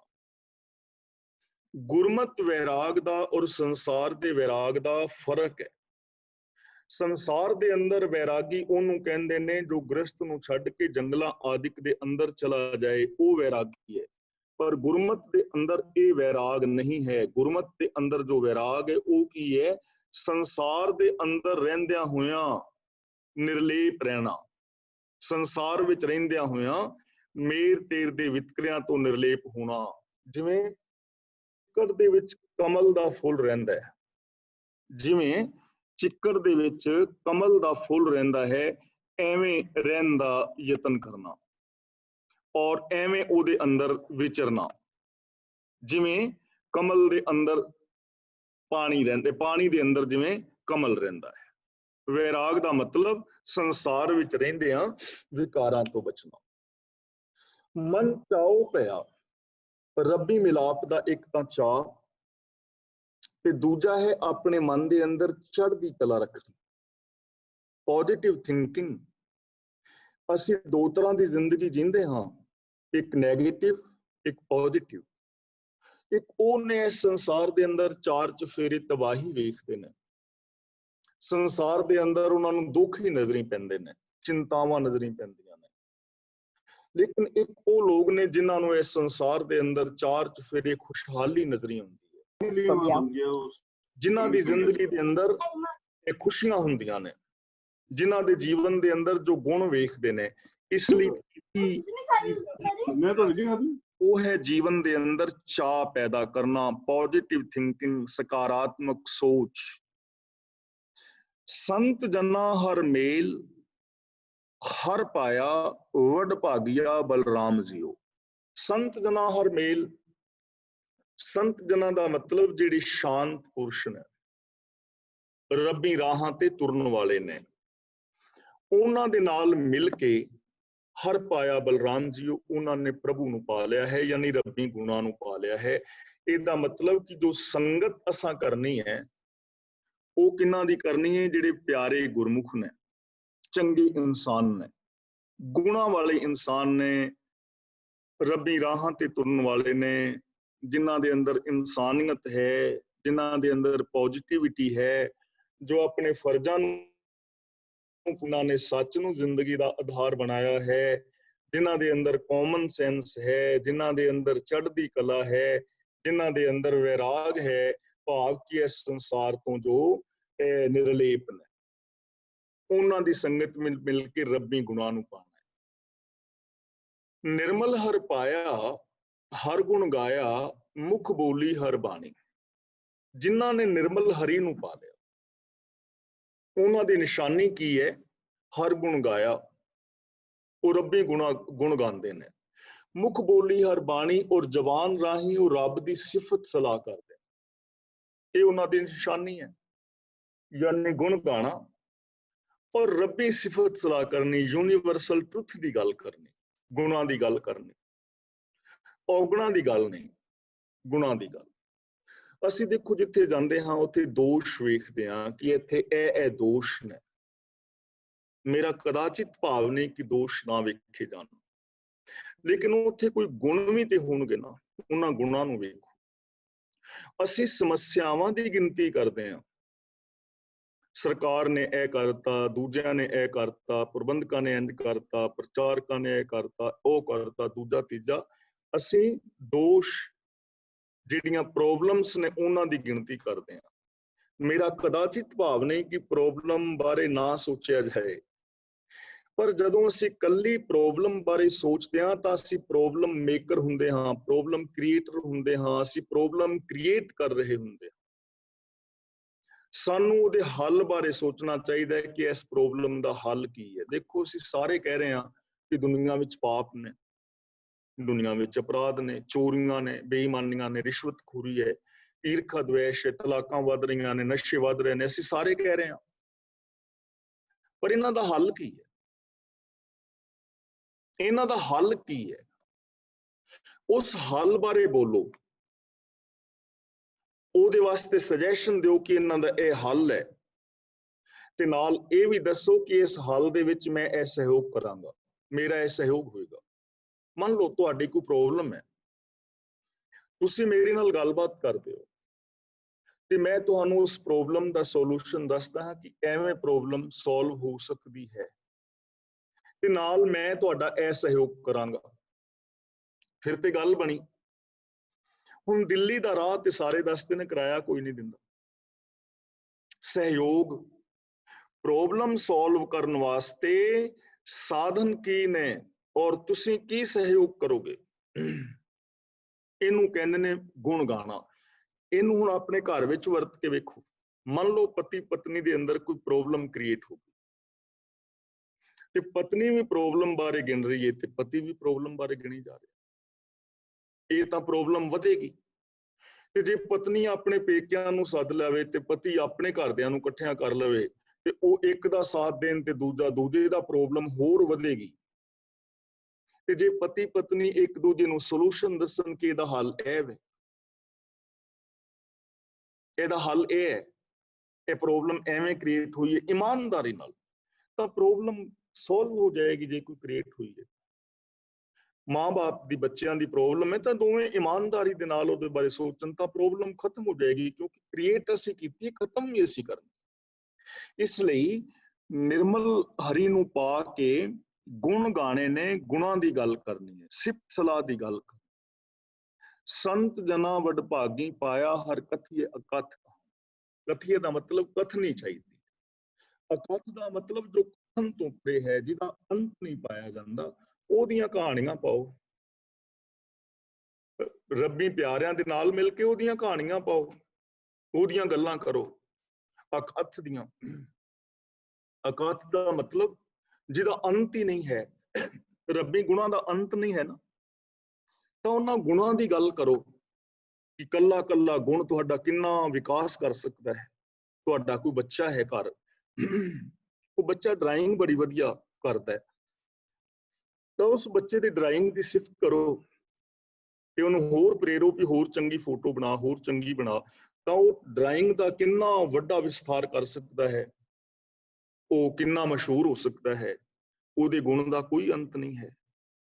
ਘਰ ਦੇ ਅੰਦਰ ਕੋਈ ਬੱਚੀ ਹੈ, ਕੋਈ ਬੱਚਾ ਹੈ, ਕੱਪੜੇ ਸੀਂਦਾ ਹੈ, ਉਹਦੀ ਰੁਚੀ ਹੈ, ਤਾਂ ਉਹਦੀ ਪ੍ਰੇਜ਼ ਕਰੋ ਕਿ ਹੋਰ ਤੋਂ ਥੋੜੀ ਮਿਹਨਤ ਕਰ ਤਾਂ ਤੂੰ ਚੰਗਾ ਫੈਸ਼ਨ ਡਿਜ਼ਾਈਨਰ ਹੋ ਸਕਦਾ ਹੈ। ਜੇ ਕੋਈ ਕੰਪਿਊਟਰ ਦਾ ਮਾਸਟਰ ਹੈ, ਕਹਿਣ ਤੋਂ ਭਾਵ ਕਿ ਗੁਣਾਂ ਦੀ ਗੱਲ, ਤਾਂ ਜ਼ਿੰਦਗੀ ਬਦਲੇਗੀ, ਬਿਲਕੁਲ ਬਦਲੇਗੀ। ਜੇ ਪਤਨੀ ਦੇ ਅੰਦਰ ਕੋਈ ਗੁਣ ਹੈ, ਤਾਂ ਉਸ ਗੁਣ ਦੀ ਸਿਫਤ ਕਰੋ ਕਿ ਤੂੰ ਸਬਜ਼ੀ ਭਾਜੀ ਬਹੁਤ ਵਧੀਆ ਬਣਾਉਂਦੀ ਹੈ, ਜਾਂ ਤੂੰ ਸਾਫ਼ ਸਫਾਈ ਬਹੁਤ ਵਧੀਆ ਰੱਖਦੀ ਹੈ, ਤੇਰੀ ਬੋਲ ਚਾਲ ਬਹੁਤ ਵਧੀਆ ਹੈ। ਗੁਣ ਅਕਸਰ ਕੋਈ ਤੇ ਹੋਏਗਾ ਨਾ, ਪਤੀ ਦੇ ਅੰਦਰ ਕੋਈ ਨਾ ਕੋਈ ਗੁਣ ਤੇ ਹੋਏਗਾ, ਉਹਦੇ ਗੁਣ ਦੀ ਸਿਫਤ ਕਰੋ, ਗੁਣਾਂ ਦੀ ਗੱਲ ਕਰੋ। ਕਥੀ ਇਕੱਥ ਕਹਾਣੀ, ਔਰ ਉਹ ਰੱਬ ਅਕਥਨੀय ਹੈ। ਇਸ ਬ੍ਰਹਿਮੰਡ ਦੀ ਅਨੰਤਤਾ ਨੂੰ ਵੇਖੋ, ਤਾਂ ਫਿਰ ਤੁਹਾਡੇ ਵਾਸਤੇ ਅਨੰਤ ਮੌਕੇ ਪੈਦਾ ਹੋਣਗੇ, ਵਿਕਾਸ ਦੇ ਅਨੰਤ ਮੌਕੇ ਪੈਦਾ ਹੋਣਗੇ। ਤੇ ਜੇ ਅਸੀਂ ਗੱਲਾਂ ਹੀ ਸੜੀਆਂ ਕਰਾਂਗੇ, ਇੱਕ ਦੂਜੇ ਨੂੰ ਲਾ ਲਾ ਕੇ ਕਰਾਂਗੇ, ਤੇ ਨਮਕ ਦੀ ਡੱਬੀ ਹਰ ਟਾਈਮ ਤਿਆਰ ਰੱਖਾਂਗੇ ਛਿੜਕਣ ਲਈ, ਤਾਂ ਪ੍ਰੋਬਲਮ ਕ੍ਰੀਏਟ ਹੋਏਗੀ ਨਾ। ਸੰਤ ਜਨਾ ਵਡਭਾਗੀ ਪਾਇਆ ਹਰ ਕਥੀ ਇਕੱਤ ਕਹਾਣੀ, ਹਿਰਦੈ ਹਰ ਹਰ ਹਰ ਤੁਨ ਉਪਜੀ ਹਰ ਜਪੀਐ ਮਸਤਕ ਭਾਗ ਜੀਓ। ਹਿਰਦੈ ਹਰ ਹਰ ਹਰ ਤੁਨ ਉਪਜੀ, ਹਿਰਦੇ ਦਾ ਮਤਲਬ ਮੈਂਟੈਲਿਟੀ, ਸੋਚ। ਹਰ ਤੁਨ ਦਾ ਮਤਲਬ ਹਰੀ ਦੀ ਧੁਨ, ਲਗਨ, ਰੱਬੀ ਗੁਣਾਂ ਦੀ। ਫਿਰ ਆਪਣੇ ਅੰਦਰ ਰੱਬੀ ਗੁਣਾਂ ਦੀ ਇੱਕ ਰੌਂ ਪੈਦਾ ਹੋ ਜਾਏਗੀ। ਸਬਕੌਂਸ਼ੀਅਸ ਮਾਈਂਡ ਦੇ ਅੰਦਰ ਜਦੋਂ ਇਹ ਗੱਲਾਂ ਚਲੀਆਂ ਗਈਆਂ ਨਾ, ਤਾਂ ਆਪਣੇ ਅੰਦਰੋਂ ਆਟੋਮੈਟਿਕਲੀ ਗੁਣਾਂ ਦੀ ਇੱਕ ਲੜੀ ਸ਼ੁਰੂ ਹੋ ਜਾਏਗੀ, ਪੋਜ਼ਿਟਿਵ ਥਿੰਕਿੰਗ ਦੀ ਇੱਕ ਲੜੀ ਸ਼ੁਰੂ ਹੋ ਜਾਏਗੀ, ਨੈਗੇਟਿਵਿਟੀ ਬਿਲਕੁਲ ਖਤਮ ਹੋ ਜਾਏਗੀ। ਹਰ ਜਪੀਏ, ਹਰ ਜਪੀਏ ਦਾ ਮਤਲਬ ਹਰੀ ਨੂੰ ਜਾਣੋ, ਸਮਝੋ, ਉਹਨੂੰ ਵੇਖੋ, ਚਾਰ ਚੁਫੇਰੇ ਅਨੁਭਵ ਕਰੋ, ਉਹਨੂੰ ਜਾਣੋ, ਉਹਦੇ ਗੁਣਾਂ ਦੀ ਮਹਾਨਤਾ ਨੂੰ ਜਾਣੋ, ਉਹਦੇ ਗੁਣਾਂ ਨੂੰ ਗਾਓ। ਫਿਰ ਕੀ ਹੋਏਗਾ? ਮਸਤਕ ਭਾਗ ਜੀਓ, ਤੁਹਾਡੇ ਭਾਗ ਜਾਗ ਪੈਣਗੇ, ਵੱਡੇ ਭਾਗਾਂ ਵਾਲੇ ਹੋ ਜਾਓਗੇ, ਖੁਸ਼ਕਿਸਮਤ ਹੋ ਜਾਓਗੇ, ਜ਼ਿੰਦਗੀ ਅੰਦਰ ਆਨੰਦ ਬਣ ਜਾਏਗਾ।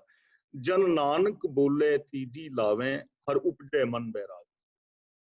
ਇਹ ਰੱਬ ਦੇ ਨਾਲ ਮਿਲਾਪ ਦੀ ਤੀਜੀ ਲਾਮ ਹੈ ਕਿ ਮਨ ਦੇ ਅੰਦਰ ਵੈਰਾਗ ਪੈਦਾ ਹੁੰਦਾ ਹੈ। ਵੈਰਾਗ ਦਾ ਮਤਲਬ ਵਿਕਾਰਾਂ ਵੱਲੋਂ ਇਹ ਬੰਦੇ ਦਾ ਮਨ ਉਚਾਟ ਹੋ ਜਾਂਦਾ ਹੈ, ਇਹਦਾ ਗੁਣਾਂ ਦੇ ਨਾਲ ਪ੍ਰੀਤ ਬਣ ਜਾਂਦੀ ਹੈ। ਤਾਂ ਤੀਜੀ ਲਾਮ ਦੇ ਅੰਦਰ ਸਾਡੀ ਜ਼ਿੰਦਗੀ ਦੇ ਅੰਦਰ ਵੈਰਾਗ ਆਉਣਾ ਚਾਹੀਦਾ ਹੈ। ਵੈਰਾਗ ਦਾ ਮਤਲਬ ਅਵਗੁਣਾਂ ਵੱਲੋਂ ਉਪਰਾਮਤਾ, ਨਾਲ ਰੱਬੀ ਪਿਆਰਿਆਂ ਦੇ ਨਾਲ ਮਿਲਾਪ, ਯਾਨੀ ਚੰਗੇ ਲੋਕਾਂ ਦੀ ਸੰਗਤ ਅਸਾਂ ਕਰਨੀ ਹੈ, ਔਰ ਮੂੰਹ ਦੇ ਵਿੱਚੋਂ, ਜ਼ਬਾਨ ਚੋਂ ਅਸੀਂ ਰੱਬੀ ਗੁਣ ਗਾਣੇ ਨੇ, ਸਿਫਤ ਸਲਾਹ ਦੀ ਗੱਲ ਕਰਨੀ ਹੈ। ਅਨੰਤ ਗੁਣਾਂ ਵਾਲੇ ਪਾਸੇ ਵੇਖਣਾ ਹੈ, ਅਨੰਤਤਾ ਹੈ। ਜੇ ਕਿਤੇ ਛੋਟੀ ਮੋਟੀ ਪ੍ਰੋਬਲਮ ਹੈ, ਉਹਦੇ ਵੱਲ ਨਾ ਵੇਖ ਕੇ ਅਨੰਤ ਵਿਕਾਸ ਹੈ, ਬਹੁਤ ਕੁਝ ਅਸੀਂ ਕਰ ਸਕਦੇ ਹਾਂ। ਆਪਣਾ ਗੋਲ ਨਹੀਂ ਬਦਲਣਾ, ਰਾਸਤਾ ਬਦਲਣਾ ਹੈ। ਤੇ ਜਿਹੜਾ ਵੀ ਫਿਰ ਇੱਥੋਂ ਤੱਕ ਪਹੁੰਚ ਜਾਏਗਾ, ਉਹਦੇ ਅੰਦਰ ਰੱਬੀ ਧੁਨ ਪੈਦਾ ਹੋ ਜਾਏਗੀ, ਲਗਨ ਪੈਦਾ ਹੋ ਜਾਏਗੀ। ਇਹ ਹੈ ਤੀਜੀ ਲਾਮ। ਤੇ ਚੌਥੀ ਲਾਮ ਦੇ ਵਿੱਚ ਗੁਰੂ ਜੀ ਕਹਿੰਦੇ ਨੇ, ਹਰ ਚੌਥੜੀ ਲਾਮ ਮਨ ਸਹਿਜ ਭਇਆ, ਹਰ ਪਾਇਆ ਬਲਰਾਮ। ਰੱਬ ਦੇ ਨਾਲ ਮਿਲਾਪ ਦੀ ਜੋ ਜੀਵ ਇਸਤਰੀ ਦੀ ਚੌਥੀ ਲਾਮ ਹੈ, ਉਹ ਹੈ ਸਹਿਜ। ਸਹਿਜ ਭਇਆ, ਮਨ ਦੇ ਅੰਦਰ ਸਹਿਜ ਆ ਜਾਏ। ਤੇ ਸਹਿਜ ਦਾ ਮਤਲਬ ਇਹ ਨਹੀਂ ਕਿ ਐਵੇਂ ਸਮਾਧੀ ਲਾ ਕੇ ਬਹਿ ਜਾਓ ਦੋਨੋਂ ਵੱਟਾ ਬਣ ਕੇ, ਐਵੇਂ ਨਹੀਂ। ਤੇ ਦੇਖਦੇ ਹਾਂ ਗੁਰਦੁਆਰੇ ਸਾਹਿਬਾਨ ਵਿੱਚ ਜਾਈਏ ਨਾ, ਰਾਗੀ ਸਿੰਘਾਂ ਨੇ ਅੱਖਾਂ ਬੰਦ ਕੀਤੀਆਂ ਨੇ ਤੇ ਸਿਰ ਸੁੱਟ ਕੇ ਕੀਰਤਨ ਕਰ ਰਹੇ। ਸੰਗਤਾਂ ਨੇ ਵੀ ਅੱਖਾਂ ਬੰਦ ਕੀਤੀਆਂ ਨੇ, ਕਈ ਥਾਵਾਂ ਤੇ ਲਾਈਟਾਂ ਵੀ ਬੰਦ ਕੀਤੀਆਂ ਨੇ, ਕਥਾਵਾਚਕ ਅੱਖਾਂ ਬੰਦ ਕੀਤੀਆਂ। ਬੰਦਾ ਪੁੱਛੇ ਵੀ ਗੁਰਦੁਆਰਾ ਐਵੇਂ ਥੋੜੀ ਵੀ ਸਿਰ ਸੁੱਟ ਕੇ ਬੈਠੋ, ਇੱਥੇ ਤਾਂ ਸਾਵਧਾਨ ਇਕਾਗਰ ਚੀਤ, ਰੀੜ ਦੀ ਅੱਡੀ ਸਿੱਧੀ ਰੱਖੋ, ਅੱਖਾਂ ਖੋਲੋ। ਜੇ ਗੁਰਦੁਆਰੇ ਵੀ ਆਣ ਕੇ ਅੱਖਾਂ ਬੰਦ ਰਹਿਣਗੀਆਂ ਤੇ ਖੋਲੋਗੇ ਕਿੱਥੇ? ਤੇ ਅੱਖਾਂ ਖੋਲਣ ਵਾਸਤੇ ਵੀ ਲਾਈਟਾਂ ਬੰਦ ਕਰਨ ਵਾਸਤੇ ਥੋੜਾ, ਅੱਖਾਂ ਖੋਲੋ।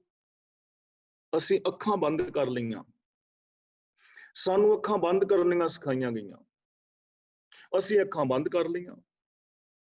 ਸਾਡੇ 80% ਨੌਜਵਾਨ ਕੇਸ ਕਟਾ ਗਏ, ਨਸ਼ਿਆਂ ਵੱਲ ਖਚਤ ਹੋ ਗਏ। ਅਸੀਂ ਰਾਜਨੀਤਿਕ ਤੌਰ ਤੇ ਫੇਲ ਹੋ ਗਏ, ਧਾਰਮਿਕ ਤੌਰ ਤੇ ਪਛੜ ਗਏ, ਕਿਉਂਕਿ ਅਸੀਂ ਅੱਖਾਂ ਬੰਦ ਕਰਕੇ ਬੈਠੇ। ਅੱਖਾਂ ਬੰਦ ਨਾ ਕਰੋ, ਅੱਖਾਂ ਖੋਲੋ, ਦੂਰ ਦ੍ਰਿਸ਼ਟਾ ਬਣੋ, ਦੇ ਲੰਮੀ ਨਜ਼ਰ ਨਿਹਾਲੀਏ, ਆਉਣ ਵਾਲੇ ਭਵਿੱਖ ਬਾਰੇ ਸੋਚੋ। ਤਾਂ ਗੁਰੂ ਪਾਤਸ਼ਾਹ ਜੀ ਇੱਥੇ ਸਹਿਜ ਕਹਿ ਰਹੇ ਨੇ। ਸਹਿਜ ਦਾ ਮਤਲਬ ਮਨ, ਬਚਨ ਔਰ ਕਰਮ ਦੀ ਇਕਸਾਰਤਾ।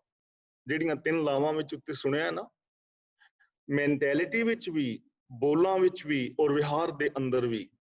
ਫਿਰ ਕੀ ਹੋਏਗਾ? ਹਰ ਪਾਇਆ ਬਲਰਾਮ ਜੀ, ਤੁਸੀਂ ਰੱਬ ਨੂੰ ਪਾ ਲਓਗੇ, ਰੱਬ ਨੂੰ ਪਾ ਲਓ। ਪਹਿਲੀ ਲਾਮ ਵਿੱਚ ਫਰਜ਼ ਪੂਰੇ ਕਰਨੇ, ਪਾਪਾਂ ਦਾ ਤਿਆਗ। ਦੂਜੀ ਲਾਮ ਦੇ ਅੰਦਰ ਗੁਰੂ ਦੇ ਗਿਆਨ ਮੁਤਾਬਕ ਜ਼ਿੰਦਗੀ ਜੀਣੀ। ਤੀਜੀ ਲਾਮ ਦੇ ਅੰਦਰ ਵਿਕਾਰਾਂ ਵੱਲੋਂ ਉਪਰਾਮਤਾ ਔਰ ਚੜ੍ਹਦੀ ਕਲਾ ਵਿੱਚ ਰਹਿਣਾ। ਇਹ ਤਿੰਨੇ ਚੀਜ਼ਾਂ ਮਨ, ਬਚਨ, ਕਰਮ ਕਰਕੇ ਅਪਣਾ ਲਓ ਤੇ ਰੱਬ ਨੂੰ ਪਾ ਲਓਗੇ। ਹਰ ਪਾਇਆ ਬਲਰਾਮ ਜੀਓ। ਗੁਰਮੁਖ ਮਿਲਿਆ ਸੁਭਾਏ, ਹਰ ਮਨ ਤਨ ਮੀਠਾ ਲਾਇਆ ਬਲਰਾਮ। ਸੁਭਾਏ ਦਾ ਮਤਲਬ ਸੁਭਾਏ, ਸੋਹਣਾ ਪ੍ਰੇਮ। ਗੁਰਮੁਖ ਦਾ ਮਤਲਬ ਗੁਰੂ ਦੇ ਜਰੀਏ, ਗੁਰੂ ਦੇ ਗਿਆਨ ਮੁਤਾਬਕ ਜ਼ਿੰਦਗੀ ਜੀਵਿਆਂ ਰੱਬ ਦਾ ਪਿਆਰ ਮਿਲ ਗਿਆ। ਤੇ ਜਿਹੜਾ ਰੱਬ ਸੀ ਮਨ ਔਰ ਤਨ ਵਿੱਚ ਮਿੱਠਾ ਲੱਗਣ ਲੱਗ ਪਿਆ। ਜਿਨ੍ਹਾਂ ਨੂੰ ਰੱਬ ਮਿਲ ਗਿਆ ਨਾ, ਰੱਬ ਦਾ ਪਿਆਰ ਮਿਲ ਗਿਆ, ਉਹਨਾਂ ਦੀ ਨਿਸ਼ਾਨੀ ਇਹ ਹੋਏਗੀ ਕਿ ਰੱਬ ਉਹਨਾਂ ਨੂੰ ਮਨ ਔਰ ਤਨ ਕਰਕੇ ਮਿੱਠਾ ਲੱਗੇਗਾ। ਤੇ ਜਿਹੜੀ ਚੀਜ਼ ਮਿੱਠੀ ਲੱਗੇ ਖਾਣ ਤੇ ਜੀ ਕਰਦਾ ਨਾ, ਜਿਹੜੀ ਚੀਜ਼ ਮਿੱਠੀ ਲੱਗੇ, ਚੰਗੀ ਲੱਗੇ ਖਾਣ ਤੇ ਜੀ ਕਰਦਾ ਨਾ। ਹੁਣ ਪੀਜ਼ੇ ਦਾ ਨਾਂ ਲਈਏ ਤੇ ਕਈਆਂ ਦਾ ਜੀ ਕਰਨਾ ਪੀਜ਼ਾ ਖਾਣ ਤੇ, ਪਕੌੜੇ ਨੇ, ਤੇ ਜੇ ਗੋਲ ਗੱਪੇ ਕਹਿ ਦੇਈਏ ਤੇ ਭੈਣਾਂ ਤੇ ਸਾਰੀਆਂ ਖੁਸ਼ ਹੋ ਜਾਣਾ। ਪਾਨ ਪੂਰੀ ਹਨਾ, ਖਾਣ ਤੇ ਜੀ ਕਰਦਾ ਨਾ, ਪਿਆਰੀ ਲੱਗਦੀ ਹੈ ਚੀਜ਼। ਤੇ ਜਿਹੜੀ ਚੀਜ਼ ਮਨ ਤਨ ਨੂੰ ਮਿੱਠੀ ਲੱਗੇਗੀ, ਰੱਬ ਮਿੱਠਾ ਲੱਗੇਗਾ ਤਨ ਔਰ ਮਨ ਨੂੰ। ਤਨ ਮਨ ਨੂੰ ਮਿੱਠਾ ਲੱਗਣ ਦਾ ਮਤਲਬ ਮਨ ਵਿੱਚ ਵੀ ਰੱਬ ਦੇ ਗੁਣ ਹੋਣਗੇ ਤੇ ਤਨ ਕਰਕੇ ਵੀ ਬੰਦਾ ਉਹਨਾਂ ਗੁਣਾਂ ਵਾਲੇ ਕੰਮ ਕਰੇਗਾ। ਮਨ ਵਿੱਚ ਵੀ ਰੱਬ ਦੀ ਪ੍ਰੀਤ, ਤੇ ਅੱਖਾਂ ਰਾਹੀਂ ਵੀ ਹਰ ਇੱਕ ਦੇ ਅੰਦਰ ਰੱਬ ਨੂੰ ਵੇਖ ਰਿਹਾ। ਮਨ ਵਿੱਚ ਵੀ ਰੱਬੀ ਗੁਣ ਸੁਣਨ ਦੀ ਚਾਹ ਤੇ ਕੰਨਾਂ ਨਾਲ ਵੀ ਸੱਚ ਸੁਣ ਰਿਹਾ। ਮਨ ਵਿੱਚ ਵੀ ਰੱਬੀ ਗੁਣਾਂ ਨਾਲ ਪ੍ਰੀਤ ਤੇ ਜ਼ਬਾਨ ਨਾਲ ਵੀ ਗੁਣਾਂ ਦੀ ਗੱਲ ਕਰ ਰਿਹਾ। ਮਨ ਵਿੱਚ ਵੀ ਰੱਬ ਦੀ ਪ੍ਰੀਤ ਤੇ ਹੱਥਾਂ ਦੇ ਨਾਲ ਵੀ ਉਹ ਸੋਹਣੇ ਕੰਮ ਕਰਦਾ ਹੈ। ਮਨ ਵਿੱਚ ਵੀ ਰੱਬ ਦੀ ਪ੍ਰੀਤ ਤੇ ਪੈਰਾਂ ਦੇ ਨਾਲ ਵੀ ਸਿੱਧੇ ਰਾਹ ਤੇ ਤੁਰਦਾ ਹੈ। ਇਹਨੂੰ ਕਹਿੰਦੇ ਨੇ ਮਨ ਤਨ ਮਿੱਠਾ ਲਾਇਆ। ਤਾਂ ਗੁਰੂ ਪਾਤਸ਼ਾਹ ਜੀ ਕਹਿੰਦੇ ਨੇ ਉਹਦੀ ਅਮਲੀ ਜ਼ਿੰਦਗੀ ਬਣ ਜਾਏਗੀ। ਹਰ ਮਿੱਠਾ ਲਾਇਆ ਮੇਰੇ ਪ੍ਰਭ ਭਾਇਆ। ਜਿਹਨੂੰ ਰੱਬ ਪਿਆਰਾ ਲੱਗਣ ਲੱਗ ਪਿਆ, ਰੱਬ ਨੂੰ ਵੀ ਉਹ ਪਿਆਰਾ ਲੱਗੇਗਾ, ਰੱਬ ਨੂੰ ਉਹ ਭਾ ਜਾਏਗਾ। ਅਨਦਿਨ ਹਰ ਲਿਵ ਲਾਈ, ਅਨਦਿਨ ਦਾ ਮਤਲਬ ਹਰ ਰੋਜ਼, ਲਿਵ ਲਾਈ ਦਾ ਮਤਲਬ ਲਗਨ, ਲਿਵ ਦਾ ਮਤਲਬ ਸਮਾਧੀ ਨਹੀਂ, ਬੰਦ ਅੱਖਾਂ ਦੀ ਸਮਾਧੀ ਨਹੀਂ, ਸਿੱਖ ਦੀ ਸਮਾਧੀ ਖੁੱਲੀਆਂ ਅੱਖਾਂ ਦੀ ਲਗਨ। ਹਰ ਵੇਲੇ ਸੱਚ ਦੀ ਲਗਨ, ਹਰ ਵੇਲੇ ਗੁਨਾਹ ਦੀ ਲਗਨ। ਜੇ ਤੁਸੀਂ ਕੰਮ ਕਰ ਰਹੇ ਹੋ, ਇਮਾਨਦਾਰੀ ਨਾਲ ਕਰ ਰਹੇ ਹੋ, ਮਜ਼ਦੂਰ ਰੱਖੇ ਨੇ, ਇਮਾਨਦਾਰੀ ਨਾਲ ਉਹਨਾਂ ਨੂੰ ਪੈਸਾ ਦੇ ਰਹੇ ਹੋ, ਇਸੇ ਨੂੰ ਕਹਿੰਦੇ ਨੇ ਲਗਨ। ਸੱਚ ਦੀ ਲਗਨ, ਪਿਆਰ ਦੀ ਲਗਨ, ਗੁਣਾਂ ਦੀ ਲਗਨ, ਇੱਕ ਦੂਜੇ ਦੇ ਅਦਬ ਸਤਕਾਰ ਦੀ ਲਗਨ ਲੱਗ ਜਾਏਗੀ। ਮਨ ਚਿੰਦਿਆ ਫਲ ਪਾਇਆ ਸੁਆਮੀ, ਹਰ ਨਾਮ ਵੱਜੀ ਵਾਧਾਈ। ਮਨ ਚਿੰਦਿਆ ਫਲ ਦਾ ਮਤਲਬ ਜੋ ਮਨ ਚਿੰਤਿਤ ਖੁਸ਼ੀ ਸੀ ਉਹ ਪਾ ਲਈ। ਹਰ ਇੱਕ ਦੇ ਮਨ ਦੀ ਚਾਹਤ ਨਾ ਕਿ ਮੈਨੂੰ ਖੁਸ਼ੀ ਮਿਲੇ, ਮੈਨੂੰ ਸਤਿਕਾਰ ਮਿਲੇ, ਮੈਨੂੰ ਪਿਆਰ ਮਿਲੇ, ਉਹ ਮਿਲ ਜਾਂਦਾ ਹੈ। ਹਰ ਨਾਮ ਵੱਜੀ ਵਾਧਾਈ, ਵਧਾਈ ਦਾ ਮਤਲਬ ਵਧਾਈਆਂ, ਕੌਂਗ੍ਰੈਚੁਲੇਸ਼ਨਸ ਮਿਲਦੀਆਂ ਨੇ ਨਾ, ਰੱਬੀ ਨਾਮ ਦੁਆਰਾ, ਰੱਬੀ ਗੁਣਾ ਰਾਹੀਂ ਅੰਦਰ ਵਧਾਈਆਂ ਵੱਜਦੀਆਂ ਨੇ, ਖੁਸ਼ੀਆਂ ਮਿਲਦੀਆਂ ਨੇ। ਹਰ ਪ੍ਰਭ ਠਾਕੁਰ ਕਾਜ ਰਚਾਇਆ, ਤਨ ਹਿਰਦੈ ਨਾਮ ਵਿਗਾਸੀ। ਕਾਜ ਦਾ ਮਤਲਬ ਮਿਲਾਪ ਦਾ ਕਾਰਜ। ਹਰੀ ਪ੍ਰਭੂ ਨੇ ਜੀਵ ਇਸਤਰੀ ਦੇ ਆਪਣੇ ਨਾਲ ਮਿਲਾਪ ਦਾ ਇੱਕ ਕਾਜ ਰਚਾਇਆ ਹੈ। ਧਨ ਹਿਰਦੈ ਨਾਮ ਵਿਗਾਸੀ, ਇੱਥੇ ਨਾਮ ਦੇ ਮੰਮੇ ਨਾਲ ਸਿਹਾਰੀ ਹੈ, ਨਾਮ ਰਾਹੀਂ। ਵਿਗਾਸੀ ਦਾ ਮਤਲਬ ਖੁਸ਼ ਹੋ ਗਈ, ਚੜ੍ਹਦੀ ਕਲਾ, ਵਿਗਾਸਤਾ। ਤਾਂ ਉਹ ਜੀਵ ਇਸਤਰੀ ਹਰੀ ਨਾਮ ਰਾਹੀਂ, ਰੱਬੀ ਗੁਣਾ ਰਾਹੀਂ ਵਿਗਾਸਤਾ ਵਿੱਚ ਆ ਗਈ, ਖੁਸ਼ ਹੋ ਗਈ। ਜਨ ਨਾਨਕ ਬੋਲੇ ਚੌਥੀ ਲਾਵੇਂ, ਹਰ ਪਾਇਆ ਪ੍ਰਭ ਅਬਿਨਾਸ਼ੀ।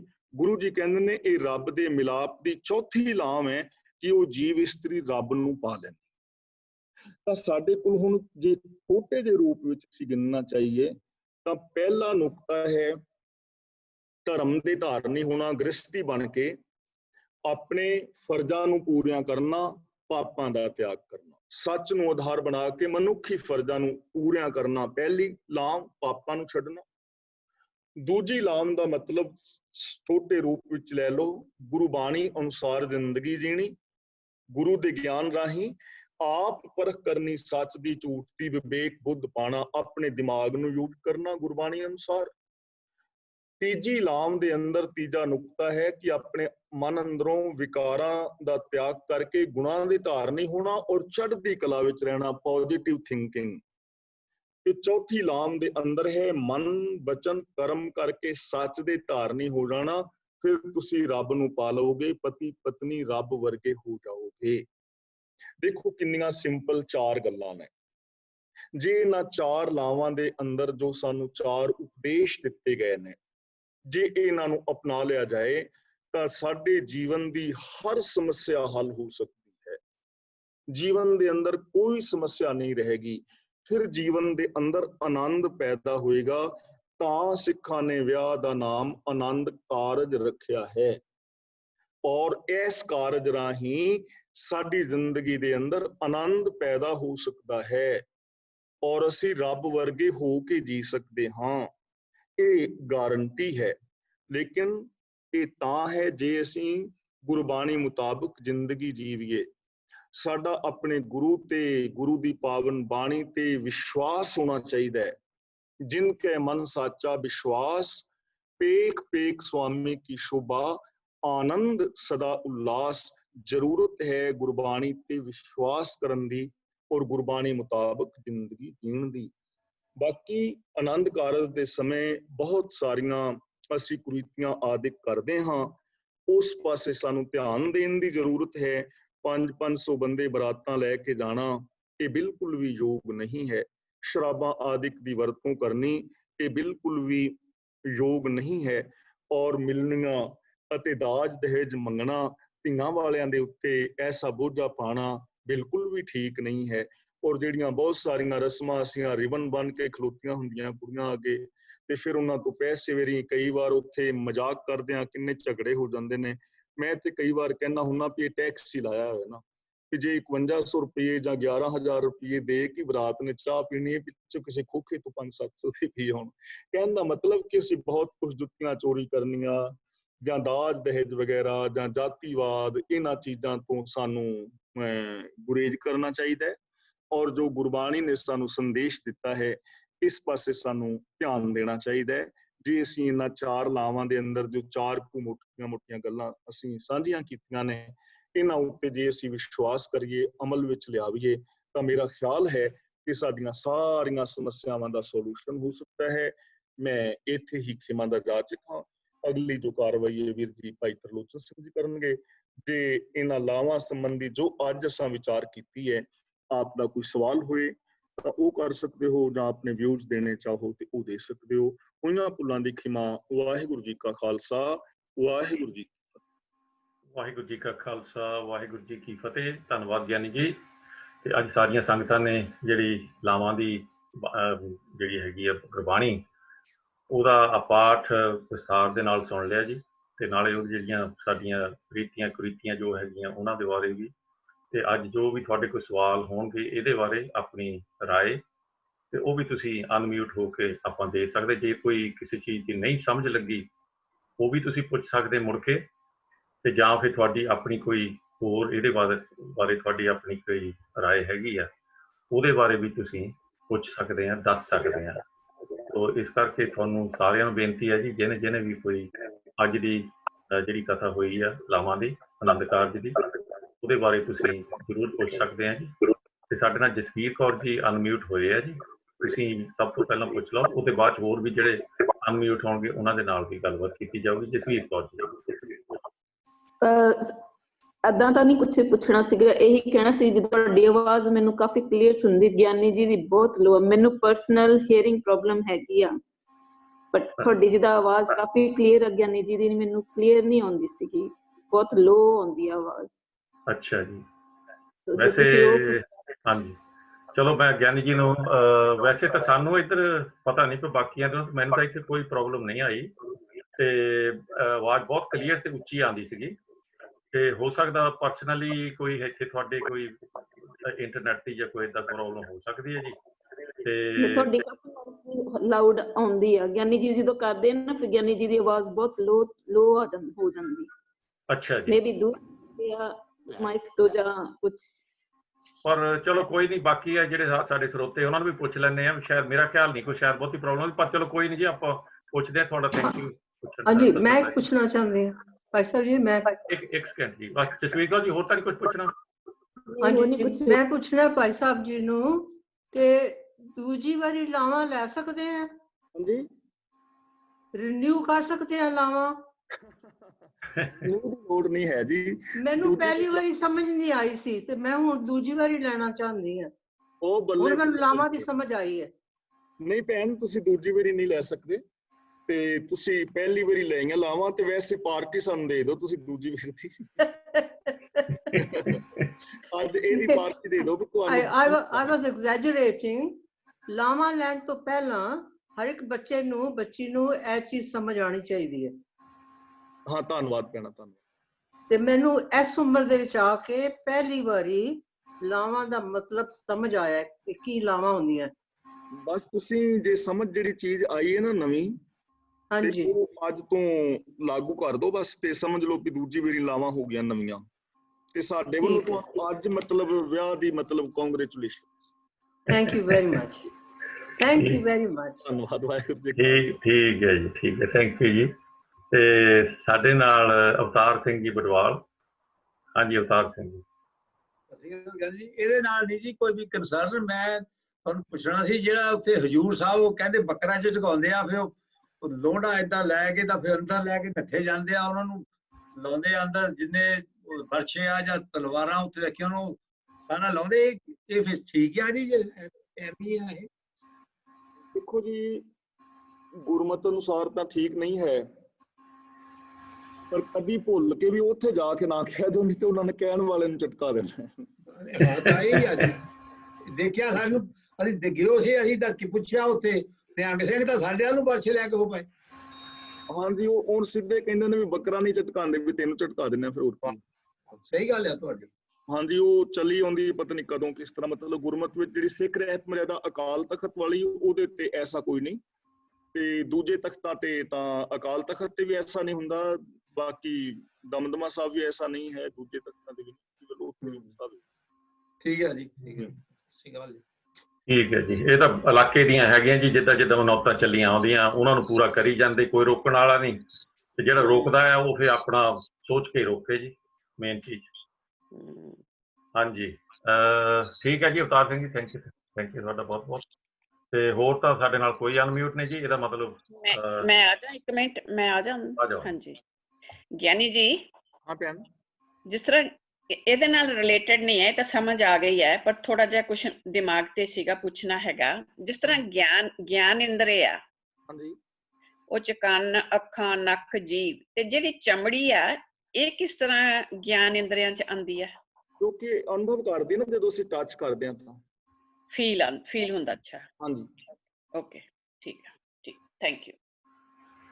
ਓਕੇ ਜੀ, ਥੈਂਕ ਯੂ ਜੀ, ਤੁਹਾਡਾ ਸਾਰਿਆਂ ਦਾ ਬਹੁਤ ਬਹੁਤ ਧੰਨਵਾਦ, ਜਿਨ੍ਹਾਂ ਨੇ ਸਵਾਲ ਵੀ ਪੁੱਛਿਆ, ਜਿਨ੍ਹਾਂ ਨੇ ਹੋਰ ਵੀ ਸਾਰੀ ਗੱਲਬਾਤ ਆਪਣੀ ਸ਼ੇਅਰ ਕੀਤੀ। ਸਾਰਿਆਂ ਦਾ ਬਹੁਤ ਬਹੁਤ ਧੰਨਵਾਦ। ਗਿਆਨੀ ਜੀ ਦਾ ਵੀ ਬਹੁਤ ਬਹੁਤ ਧੰਨਵਾਦ ਜੀ, ਤੇ ਬਾਕੀ ਸਾਰੀਆਂ ਸੰਗਤਾਂ ਦਾ ਜੁੜਨ ਦਾ ਵੀ ਧੰਨਵਾਦ। ਤੇ ਆਪਾਂ ਰਵਿੰਦਰ ਸਿੰਘ ਨੈਂਦਰਾ ਸਾਹਿਬ, ਤੁਸੀਂ ਯੰਗ ਭਾਈ ਮੈਂ ਥੋੜਾ ਫਿਨਿਸ਼ ਹੋ ਕਰਨਾ ਪੁੱਛ ਲੈਣਾ। ਹਾਂਜੀ, ਆਪਣੇ ਆਨੰਦ ਲਾਵਾਂ ਦੇ ਪਹਿਲਾਂ ਜਿਹੜੀ ਬਾਣੀ ਹੁੰਦੀ ਆ ਉਹ ਕੁੜਮਾਈ ਦੀ ਵੀ ਗੱਲ ਹੈਗੀ ਆ? ਹਾਂਜੀ, ਉਹ ਵੀ ਇਹਦੇ ਨਾਲ ਰਿਲੇਟਡ ਹੈਗੀ ਆ? ਨਹੀਂ ਜੀ, ਉਹਦੇ ਵਿੱਚ ਨਾ ਕੁੜਮਾਈ ਦੇ ਨਾਲ ਉਹਦਾ ਕੋਈ ਸੰਬੰਧ ਨਹੀਂ ਹੈ। ਤੇ ਉਹਦੇ ਵਿੱਚ ਸਾਨੂੰ ਜਿਹੜੀਆਂ ਅਸੀਂ ਕੁੜਮਾਈਆਂ ਕਰਨੇ ਆ ਉਹਦੇ ਨਾਲੋਂ ਇੱਕ ਡਿਫਰੈਂਟ ਚੀਜ਼ ਦਿੱਤੀ ਗਈ। ਜਿਵੇਂ ਅਸੀਂ ਸਿੱਖ ਰਹਿਤ ਮਰਿਆਦਾ ਪੜ੍ਹਦੇ ਆ ਨਾ, ਤਾਂ ਉਹਦੇ ਵਿੱਚ ਕੁੜਮਾਈ ਦੀ ਰਸਮ ਦਿੱਤੀ ਹੈ ਕਿ ਕੁੜਮਾਈ ਦੀ ਰਸਮ ਕਰਨੀ ਜ਼ਰੂਰੀ ਨਹੀਂ ਹੈ, ਲੋੜ ਨਹੀਂ ਕੋਈ ਕਹਿੰਦੇ, ਜ਼ਰੂਰੀ ਨਹੀਂ ਹੈ। ਪਰ ਜੇ ਤੁਸੀਂ ਕੁੜਮਾਈ ਕਰਨਾ ਚਾਹੁੰਦੇ ਹੋ ਤਾਂ ਕਿਸੇ ਵੀ ਇੱਕ ਦਿਨ ਦੋਵੇਂ ਪਰਿਵਾਰ ਸਲਾਹ ਕਰਕੇ ਗੁਰੂ ਗ੍ਰੰਥ ਸਾਹਿਬ ਜੀ ਦੀ ਹਜ਼ੂਰੀ ਵਿੱਚ, ਤਾਂ ਲੜਕੇ ਦੀ ਝੋਲੀ ਵਿੱਚ ਕਿਰਪਾਨ, ਕੜਾ, ਇਹ ਕੜਾ ਸੋਨੇ ਦਾ ਨਾ ਹੋਏ, ਕਿਰਪਾਨ ਵੀ ਸਟੀਲ ਦੀ ਕੜਾ ਵੀ, ਔਰ ਕੁਛ ਮਿੱਠਾ, ਉਹ ਮਿੱਠਾ ਪਤਾਸੇ ਹੋ ਸਕਦੇ, ਲੱਡੂ ਹੋ ਸਕਦੇ ਜਾਂ ਗੁੜ ਕੋਈ ਵੀ, ਇਹ ਬੱਚੇ ਦੀ ਝੋਲੀ ਵਿੱਚ ਪਾ ਦਿੱਤਾ ਜਾਏ। ਸਿਰਫ ਛੋਟੀ ਕਿਰਪਾਨ, ਕੜਾ ਔਰ ਕੁਛ ਮਿੱਠਾ ਇਹ ਬੱਚੇ ਦੀ ਝੋਲੀ ਵਿੱਚ ਪਾ ਦਿੱਤਾ ਜਾਏ। ਵੈਸੇ ਕੁੜਮਾਈ ਕਰਨੀ ਜ਼ਰੂਰੀ ਨਹੀਂ ਹੈ, ਪਰ ਅਸੀਂ ਕੁੜਮਾਈਆਂ ਉੱਤੇ ਕਿੱਡੇ ਵੱਡੇ ਵੱਡੇ ਖਰਚ ਕਰਦੇ ਹਾਂ। ਉੱਥੇ ਜਿਹੜਾ ਕੁੜਮਾਈ ਦਾ ਸ਼ਬਦ ਪੜਿਆ ਜਾਂਦਾ ਨਾ, ਰਾਗੀ ਸਿੰਘਾਂ ਨੂੰ ਕਹਿੰਦੇ ਕੁੜਮਾਈ ਦਾ ਸ਼ਬਦ ਪੜ੍ਹ ਦੋ, ਉੱਤੇ ਪੜ੍ਹਦੇ ਵੀ ਨੇ, ਸਤ ਸੰਤੋਖ ਕਰ ਭਾਓ ਕੁੜਮ ਕੁੜਮਾਈ ਆਇਆ ਬਲਰਾਮ ਜੀ। ਇੱਥੇ ਕੁੜਮ ਸ਼ਬਦ ਬਣਿਆ ਕੋੜਮੇ ਤੋਂ। ਕੋੜਮਾ ਜਿਹੜਾ ਸਾਡਾ ਪਰਿਵਾਰ ਹੁੰਦਾ ਪੂਰਾ, ਤਾਂ ਉਹ ਪਰਿਵਾਰ ਬਹਿ ਕੇ ਸਤ ਸੰਤੋਖ ਕਰ ਭਾਓ। ਦੇਖੋ ਤਿੰਨ ਚੀਜ਼ਾਂ ਨੇ, ਸਤ, ਸੰਤੋਖ ਤੇ ਇੱਕ ਭਾਓ ਦਾ ਮਤਲਬ ਪ੍ਰੇਮ। ਜਿੱਥੇ ਸੱਚਾਈ ਹੋਏਗੀ, ਜਿੱਥੇ ਸੰਤੋਖ ਹੋਏਗਾ, ਉੱਥੇ ਪ੍ਰੇਮ ਪੈਦਾ ਹੋਏਗਾ। ਹੁਣ ਰਾਗੀ ਸਿੰਘ ਪੜ੍ਹ ਰਹੇ ਹੁੰਦੇ ਨੇ ਸਤ ਸੰਤੋਖ ਕਰ ਭਾਓ ਕੁੜਮ ਕੁੜਮਾਈ ਆਇਆ ਬਲਰਾਮ ਜੀ, ਕੋਈ ਤੇ ਵਿਚੋਲਿਆਂ ਨੇ ਝੂਠ ਬੋਲੇ ਹੁੰਦੇ ਨੇ, 2 ਟੋਕਰੀਆਂ ਫਰੂਟ ਦੀਆਂ ਪਈਆਂ ਹੁੰਦੀਆਂ ਨੇ, ਮਰੀ ਨਾਨੀ ਦਾ ਵੀ ਸੂਟ ਲਿਆ ਹੁੰਦਾ ਹੈ, ਬੱਚੇ ਵਾਸਤੇ ਬਾਹਰ ਕਾਰ ਖਲੋਤੀ ਹੁੰਦੀ ਹੈ, ਦਾਦੇ ਦਾ ਵੀ ਕੜਾ ਲਿਆਂਦਾ ਹੁੰਦਾ, ਨਾ ਤੇ ਉੱਥੇ ਸੰਤੋਖ ਹੁੰਦਾ ਨਾ ਪ੍ਰੇਮ ਹੁੰਦਾ। ਤੇ ਰਾਗੀ ਸਿੰਘ ਵਿਚਾਰੇ ਨਾ ਨੀਵਾਂ ਜਿਹਾ ਮੂੰਹ ਕਰਕੇ ਪੜ੍ਹੀ ਜਾਂਦੇ ਨੇ ਵੀ ਹੈ ਤੇ ਸਾਰਾ ਕੁਛ ਉਲਟ ਹੀ ਹੈ। ਤਾਂ ਜ਼ਰੂਰਤ ਹੈ ਵੀ ਉਸ ਚੀਜ਼ ਨੂੰ ਅਪਣਾਉਣ ਦੀ। ਸਤ ਸੰਤੋਖ ਕਰ ਭਾਓ ਕੁੜਮ ਕੁੜਮਾਈ ਆਇਆ ਬਲਰਾਮ ਜੀਓ, ਯਾਨੀ ਦੋਵੇਂ ਪਰਿਵਾਰ ਮਿਲਣ, ਉਹ ਚੰਗੀ ਤਰ੍ਹਾਂ ਬੱਚੇ ਵਾਸਤੇ ਗੱਲਬਾਤ ਕਰਨ ਤੇ ਸਾਂਝ ਪਰਖ ਕੇ ਫਿਰ ਉਹ ਰਿਸ਼ਤਾ ਜਿਹੜਾ ਹੈ ਅੱਗੇ ਤੋਰਿਆ ਜਾਵੇ, ਤੇ ਉੱਥੇ ਸੱਚਾਈ ਵੀ ਹੋਵੇ, ਸੰਤੋਖ ਵੀ ਹੋਏ ਔਰ ਪ੍ਰੇਮ ਵੀ ਹੋਏ, ਫਿਰ ਉਹ ਰਿਸ਼ਤਾ ਟੁੱਟੇਗਾ। ਠੀਕ ਹੈ ਨਾ, ਉਹਦਾ ਇਹ ਸਾਡੀ ਕੁੜਮਾਈ ਦੇ ਨਾਲ ਕੋਈ ਸੰਬੰਧ ਨਹੀਂ। ਤੇ ਇਹ ਸਾਨੂੰ ਇਸ ਤਰ੍ਹਾਂ ਕਰਨਾ ਵੀ ਨਹੀਂ ਚਾਹੀਦਾ। ਮੈਂ ਜਦੋਂ ਆਪਣੇ ਬੱਚਿਆਂ ਦਾ ਵਿਆਹ ਕੀਤਾ ਸੀ, ਮੈਂ ਥੋੜਾ ਜਿਹਾ ਇੱਥੇ ਨਾਲ ਤੁਹਾਡੇ ਕਹਿ ਦੇਵਾਂ, ਕਿਉਂਕਿ ਹੋਰਾਂ ਨੂੰ ਉਤਸ਼ਾਹ ਮਿਲਦਾ ਹੈ। ਅਸੀਂ ਆਪਣੇ ਬੱਚਿਆਂ ਦੀ ਨਾ ਕੁੜਮਾਈ ਲਾਈ ਸੀ, ਨਾ ਸਗਨ, ਨਾ ਠਾਕਾ, ਔਰ ਨਾ ਹੀ ਕੋਈ ਇੱਕ ਪੈਸਾ ਵੀ ਨਹੀਂ ਸੀ ਦਿੱਤਾ। ਅਸੀਂ ਆਪਣੇ ਜਵਾਈ ਨੂੰ ਦੇ ਆਏ ਸੀ ਆਪਣਾ, ਉਹ ਵੀ ਜੇ ਰਿਸ਼ਤੇ ਦੀ ਗੱਲ ਹੋਣ ਤੋਂ ਬਾਅਦ, ਗੁਰੂ ਗ੍ਰੰਥ ਸਾਹਿਬ ਦਾ ਜਿਹੜਾ ਟੀਕਾ ਨਹੀਂ ਭਾਈ ਸਾਹਿਬ ਸਿੰਘ ਵਾਲਾ, ਇਹ ਟੀਕਾ ਅਸੀਂ ਦੇ ਕੇ ਆਏ ਸੀ। ਤੇ ਮਤਲਬ ਕੋਈ ਬਰਾਤ ਨਹੀਂ, ਕੋਈ ਸੁਹਾਰਾ ਨਹੀਂ, ਕੋਈ ਕੁੜਮਾਈ ਨਹੀਂ, ਕੋਈ ਮਿਲਣੀ ਨਹੀਂ, ਸਿਰਫ ਲਾਵਾਂ, ਉਹ ਵੀ ਬਿਨਾਂ ਦਾਜ ਦੇ। ਤਾਂ ਜੇ ਅਸੀਂ ਸਾਰੇ ਇਸ ਤਰ੍ਹਾਂ ਕਰੀਏ ਤਾਂ ਇੱਕ ਤਾਂ ਸਾਡੀਆਂ ਦੂਰੀਆਂ ਨਹੀਂ ਵਧਣਗੀਆਂ, ਦੂਜੇ ਜਿਹੜੇ ਗਰੀਬ ਕੋਈ ਬੰਦਾ ਹੈ ਉਹਦੇ ਉੱਤੇ ਖਰਚਾ ਵਾਧੂ ਨਹੀਂ ਪਵੇਗਾ। ਤੀਜੇ ਨੰਬਰ ਤੇ ਜਦੋਂ ਅਸੀਂ ਬੱਚਿਆਂ ਵਾਲੇ ਇਸ ਤਰ੍ਹਾਂ ਕਰਾਂਗੇ ਤੇ ਧੀਆਂ ਵੀ ਸਾਡਾ ਆਦਰ ਮਾਣ ਸਤਿਕਾਰ ਵੀ ਕਰਨਗੀਆਂ। ਤਾਂ ਇਹ ਕੰਮ ਜਿਹੜਾ ਖਾਸ ਕਰਕੇ ਜਿਹੜਾ ਮੈਂ ਕਹਿ ਰਿਹਾ, ਮੈਂ ਇਹ ਬੱਚਿਆਂ ਵਾਲੇ ਪੁੱਤਰਾਂ ਵਾਲੇ ਕਰ ਸਕਦੇ ਨੇ। ਕਿਉਂਕਿ ਜੇ ਬੇਟੇ ਵਾਲਾ ਬੰਦਾ ਕਹੇ ਨਾ ਕਿ ਅਸੀਂ ਦਾਜ ਨਹੀਂ ਲੈਣਾ, ਅਸੀਂ ਬਰਾਤ ਇੰਨੀ ਲੈ ਕੇ ਨਹੀਂ ਆਉਣਾ, ਤਾਂ ਉਹ ਕੰਮ ਚੱਲ ਸਕਦਾ ਹੈ। ਤੇ ਕਈ ਵਾਰੀ ਬੇਟੀਆਂ ਵਾਲੇ ਕਹਿਣ ਤੇ ਨਹੀਂ ਚੱਲਦਾ। ਇਸ ਲਈ ਜਿਹੜੇ ਅਸੀਂ ਬੱਚਿਆਂ ਵਾਲੇ, ਬੇਟਿਆਂ ਵਾਲੇ ਆ ਨਾ, ਇਹ ਪਹਿਲ ਸਾਨੂੰ ਕਰਨੀ ਚਾਹੀਦੀ ਕਿ ਅਸੀਂ ਦਾਜ ਨਹੀਂ ਲੈਣਾ, ਅਸੀਂ ਬਰਾਤ ਦਾਜ ਹੀ ਨਹੀਂ, 5-7 ਬੰਦੇ ਆਵਾਂਗੇ, ਅਸੀਂ ਕੁੜਮਾਈ ਵਾਲੇ ਚੱਕਰਾਂ 'ਚ ਨਹੀਂ ਪੈਣਾ। ਪਰ ਇਹ ਸਾਨੂੰ ਪਤਾ ਤਾਂ ਲੱਗੇਗਾ ਜੇ ਅਸੀਂ ਆਪ ਇਹਨਾਂ ਚੀਜ਼ਾਂ ਨੂੰ ਪੜਾਂਗੇ, ਸੁਣਾਂਗੇ, ਵਿਚਾਰਾਂਗੇ। ਹੋਰ ਕੋਈ ਤੁਹਾਡਾ ਹੈ ਸਵਾਲ ਤਾਂ ਠੀਕ ਹੈ। ਕਈ ਵਾਰੀ ਉਹ ਦਹੇਜ ਦੀ ਗੱਲ ਕਰ ਦਿੰਦੇ ਜੀ, ਅਸੀਂ ਦਹੇਜ ਨਹੀਂ ਲੈਣਾ, ਪਰ ਸਾਡੇ ਜਿਹੜਾ 1000 ਬੰਦਾ ਆਇਆ ਉਹਨੂੰ ਰੋਟੀ ਪਾਣੀ ਚੰਗੀ ਤਰ੍ਹਾਂ ਖਿਲਾ ਦਿਓ, ਉਹ 'ਚ ਇੱਕ ਨੰਬਰ ਕੱਢ ਦਿੰਦੇ ਆ। ਹਾਂ ਨੰਦਰਾ ਸਾਹਿਬ ਕੁਝ ਹੋਰ ਕਹਿਣਾ? ਕੁਝ ਨਹੀਂ ਬਸ ਥੈਂਕ ਯੂ ਜੀ। ਅੱਛਾ ਜੀ, ਹਾਂਜੀ ਸੌਰੀ, ਮੈਂ ਕਹਿਣਾ ਸੀ ਅਗਰ ਜੇ ਕਿਸੇ ਵੇਲੇ ਬੇਸ਼ੱਕ ਉਹ ਵੀ ਉਹਦੇ ਬਾਰੇ ਥੋੜੀ ਇੱਕ ਕਲਾਸ ਕਰ ਲਈਏ। ਕੋਈ ਨਾ, ਅਸੀਂ ਉਹ ਸ਼ਬਦ ਦੀ ਵਿਆਖਿਆ ਵੀ ਕਰ ਲਾਂਗੇ ਜੇ ਤੁਸੀਂ ਸਾਰੇ ਕਲਾਸ ਵਾਲੇ ਕਹੋਗੇ, ਜਿਸ ਤਰ੍ਹਾਂ ਵੀ ਕਹੋਗੇ ਤਾਂ ਉਹ ਆਪਾਂ ਕਰਾਂਗੇ। ਠੀਕ ਹੈ ਜੀ। ਤੇ ਹੁਣ ਸਾਡੇ ਨਾਲ ਸਾਡੇ ਘਰ ਵਾਲੀ ਹੈ ਜੀ, ਉਹਦੀ ਗੱਲ ਸੁਣ ਲਓ ਜੀ, ਉਹਨਾਂ ਨੇ ਵੀ ਕੁਝ ਪੁੱਛਣਾ। ਹਾਂਜੀ ਗਿਆਨੀ ਜੀ, ਵਾਹਿਗੁਰੂ ਜੀ ਕਾ ਖਾਲਸਾ, ਵਾਹਿਗੁਰੂ ਜੀ ਕੀ ਫਤਿਹ ਜੀ। ਵਾਹਿਗੁਰੂ ਜੀ ਕੀ ਫਤਿਹ। ਹਾਂਜੀ ਗਿਆਨੀ ਜੀ, ਕੀ ਇਹ ਜਿਹੜੀ ਬਾਣੀ ਜਦੋਂ ਚੌਥੇ ਪਾਤਸ਼ਾਹ ਨੇ ਉਚਾਰੀ ਹੋਊਗੀ, ਇਹ ਮਤਲਬ ਸਾਡੇ ਆਨੰਦ ਕਾਰਜ ਵਾਸਤੇ ਉਚਾਰੀ ਹੋਊਗੀ, ਵਿਆਹ ਵਾਸਤੇ ਉਚਾਰੀ ਹੋਊਗੀ ਕਿ ਇਹ ਬਾਅਦ ਵਿੱਚ ਅਸੀਂ ਇਸ ਬਾਣੀ ਨੂੰ ਆਪਣੇ ਇਸ ਕਾਰਜ ਵਾਸਤੇ ਵਰਤਣਾ ਸ਼ੁਰੂ ਕੀਤਾ? ਅਸੀਂ ਬਾਅਦ ਵਿੱਚ ਵਰਤਣਾ ਸ਼ੁਰੂ ਕੀਤਾ ਭੈਣ, ਕਿਉਂਕਿ ਇਹਦੇ ਵਿੱਚ ਨਾ ਜਿਹੜੀ ਵੀ ਲਾਵਾਂ ਜਿਹੜੀਆਂ ਨੇ ਉਹ ਪ੍ਰਭੂ ਦੇ ਨਾਲ ਮਿਲਾਪ ਦੀ ਗੱਲ ਹੈ ਜੀਵ ਇਸਤਰੀ ਦੀ, ਤੇ ਬਾਅਦ ਦੇ ਵਿੱਚ ਅਸੀਂ ਇਹਨੂੰ ਆਪਣੇ ਆਨੰਦ ਕਾਰਜ ਦੇ ਨਾਲ ਜੋੜਿਆ ਔਰ ਇਹ ਚੰਗੀ ਰਸਮ ਹੈ। ਜੇ ਅਸੀਂ ਇਹਨਾਂ ਚੀਜ਼ਾਂ ਨੂੰ ਅਪਣਾਈਏ ਤਾਂ ਸਾਡੀ ਜ਼ਿੰਦਗੀ ਵਿੱਚ ਖੁਸ਼ੀ ਆ ਸਕਦੀ ਹੈ ਔਰ ਅਸੀਂ ਰੱਬ ਵਰਗੇ ਹੋ ਕੇ ਜੀ ਸਕਦੇ। Thank you. ਧੰਨਵਾਦ ਭੈਣ। ਯਾਨੀ ਜੀ ਇਹ ਕਿੰਨੀ ਦੇਰ ਤੋਂ ਇਹ ਮਤਲਬ ਜਿਹੜਾ ਲਾਵਾਂ ਦਾ ਜਿਹੜਾ ਸਾਡਾ ਹੁਣ ਸਿਸਟਮ ਚੱਲ ਰਿਹਾ ਜੀ, ਕਿੰਨੀ ਦੇਰ ਤੋਂ ਚੱਲ ਰਿਹਾ? ਕਿਉਂਕਿ ਉਹ ਤੋਂ ਪਹਿਲਾਂ ਜਿੱਦਾਂ ਹੁਣ ਸਾਡੇ ਬਜ਼ੁਰਗ ਆ ਉਹ ਦੱਸਦੇ ਹੁੰਦੇ ਸੀ ਬੇਟੀ ਦੀਆਂ ਲਾਵਾਂ ਹੋਈਆਂ ਜਾਂ ਕਿੱਦਾਂ, ਤੇ ਇਹ ਮੇਰਾ ਖਿਆਲ ਐਡਾ ਬਹੁਤਾ ਟਾਈਮ ਦੀ ਤਾਂ ਗੱਲ ਨਹੀਂ ਹੈਗੀ ਜੀ, 200-400 ਸਾਲ ਪਹਿਲਾਂ ਦੀ ਗੱਲ ਥੋੜ੍ਹਾ ਹੈ ਜੀ।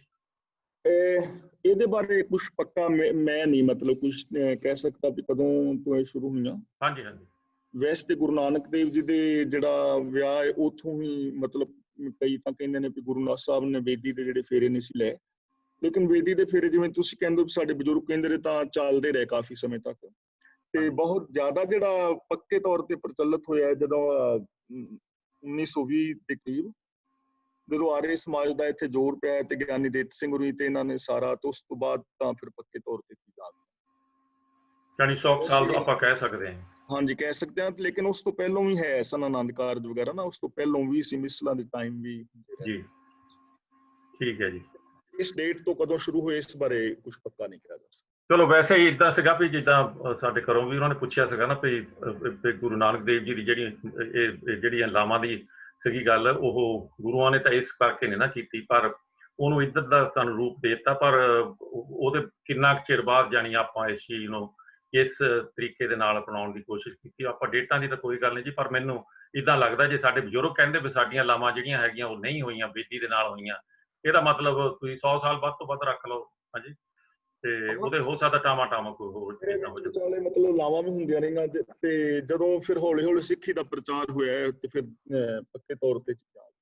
ਹਾਂਜੀ ਚਲੋ ਠੀਕ ਹੈ ਜੀ, ਸਾਰਿਆਂ ਦਾ ਬਹੁਤ ਬਹੁਤ ਧੰਨਵਾਦ, ਤੇ ਆਪਾਂ ਕੱਲ ਨੂੰ ਫੇਰ ਆਉਂਦੇ ਹਾਂ ਜੀ ਵਾਪਸ, ਤੇ ਆਪਾਂ ਇੱਥੇ ਹੀ ਸਮਾਪਤੀ ਕਰਦੇ ਹਾਂ। ਹੁਣ ਬੁਲਾਈਏ ਜੀ ਫਤਿਹ। ਸਾਡਾ ਜਿਹੜਾ ਟੌਪਿਕ ਹੈ ਫਿਰ ਬੱਚਿਆਂ ਬਾਰੇ ਹੈ ਜੀ, ਕੱਲ ਨੂੰ ਬੱਚਿਆਂ ਬਾਰੇ। ਹਾਂਜੀ ਹਾਂਜੀ, ਅਸੀਂ ਜਿਹੜਾ ਟੌਪਿਕ ਰੱਖਾਂਗੇ ਵੀ ਅਸੀਂ ਬੱਚਿਆਂ ਦੀ ਪਾਲਣਾ ਕਿਵੇਂ ਕਰਨੀ ਹੈ। ਹਾਂਜੀ, ਤੇ ਇਸ ਬਾਰੇ ਅਸੀਂ ਕੁਝ ਵਿਚਾਰ ਕਰਾਂਗੇ, ਤੇ ਤੁਸੀਂ ਬਾਕੀ ਵੀ ਆਪਣੇ ਵਿਚਾਰ ਲੈ ਕੇ ਆ ਸਕਦੇ ਹੋ, ਕਿਉਂਕਿ ਇਹ ਸਾਡਾ ਸਾਰਿਆਂ ਦਾ ਸਾਂਝਾ ਟੌਪਿਕ ਹੈਗਾ ਔਰ ਅਸੀਂ ਸਾਰੇ ਬਾਲ ਬੱਚੇਦਾਰ ਹਾਂ। ਔਰ ਅਸੀਂ ਜੀ ਤੁਹਾਡੇ ਵਿੱਚ ਕਿਉਂਕਿ ਸਾਰੇ ਹੀ ਮੇਰੇ ਨਾਲੋਂ ਜ਼ਿਆਦਾ ਪੜ੍ਹੇ ਲਿਖੇ ਵੀਰ ਭੈਣਾਂ ਤੁਸੀਂ, ਤੇ ਆਪਣੇ ਸੁਝਾਅ ਵੀ ਤੁਸੀਂ ਦੇ ਸਕਦੇ ਹੋ ਨਾ, ਨੋਟਸ ਬਣਾ ਕੇ ਲਿਆ ਸਕਦੇ। ਬਿਲਕੁਲ ਜੀ, ਬਿਲਕੁਲ ਸ਼ੇਅਰ ਕਰ ਸਕਦੇ ਹਾਂ। ਠੀਕ ਹੈ ਜੀ, ਆਪਾਂ ਕੱਲ ਨੂੰ ਮਿਲਦੇ ਹਾਂ ਜੀ 2 ਵਜੇ ਇੱਥੇ ਮੁੜ ਕੇ ਫੇਰ, ਤੇ ਅੱਜ ਦੀ ਸਮਾਪਤੀ ਹੈ। ਕੱਲ ਨੂੰ ਮਿਲਦੇ ਹਾਂ ਜੀ। ਲਾਓ ਫਤਿਹ। ਵਾਹਿਗੁਰੂ ਜੀ ਕਾ ਖਾਲਸਾ, ਵਾਹਿਗੁਰੂ ਜੀ ਕੀ ਫਤਿਹ।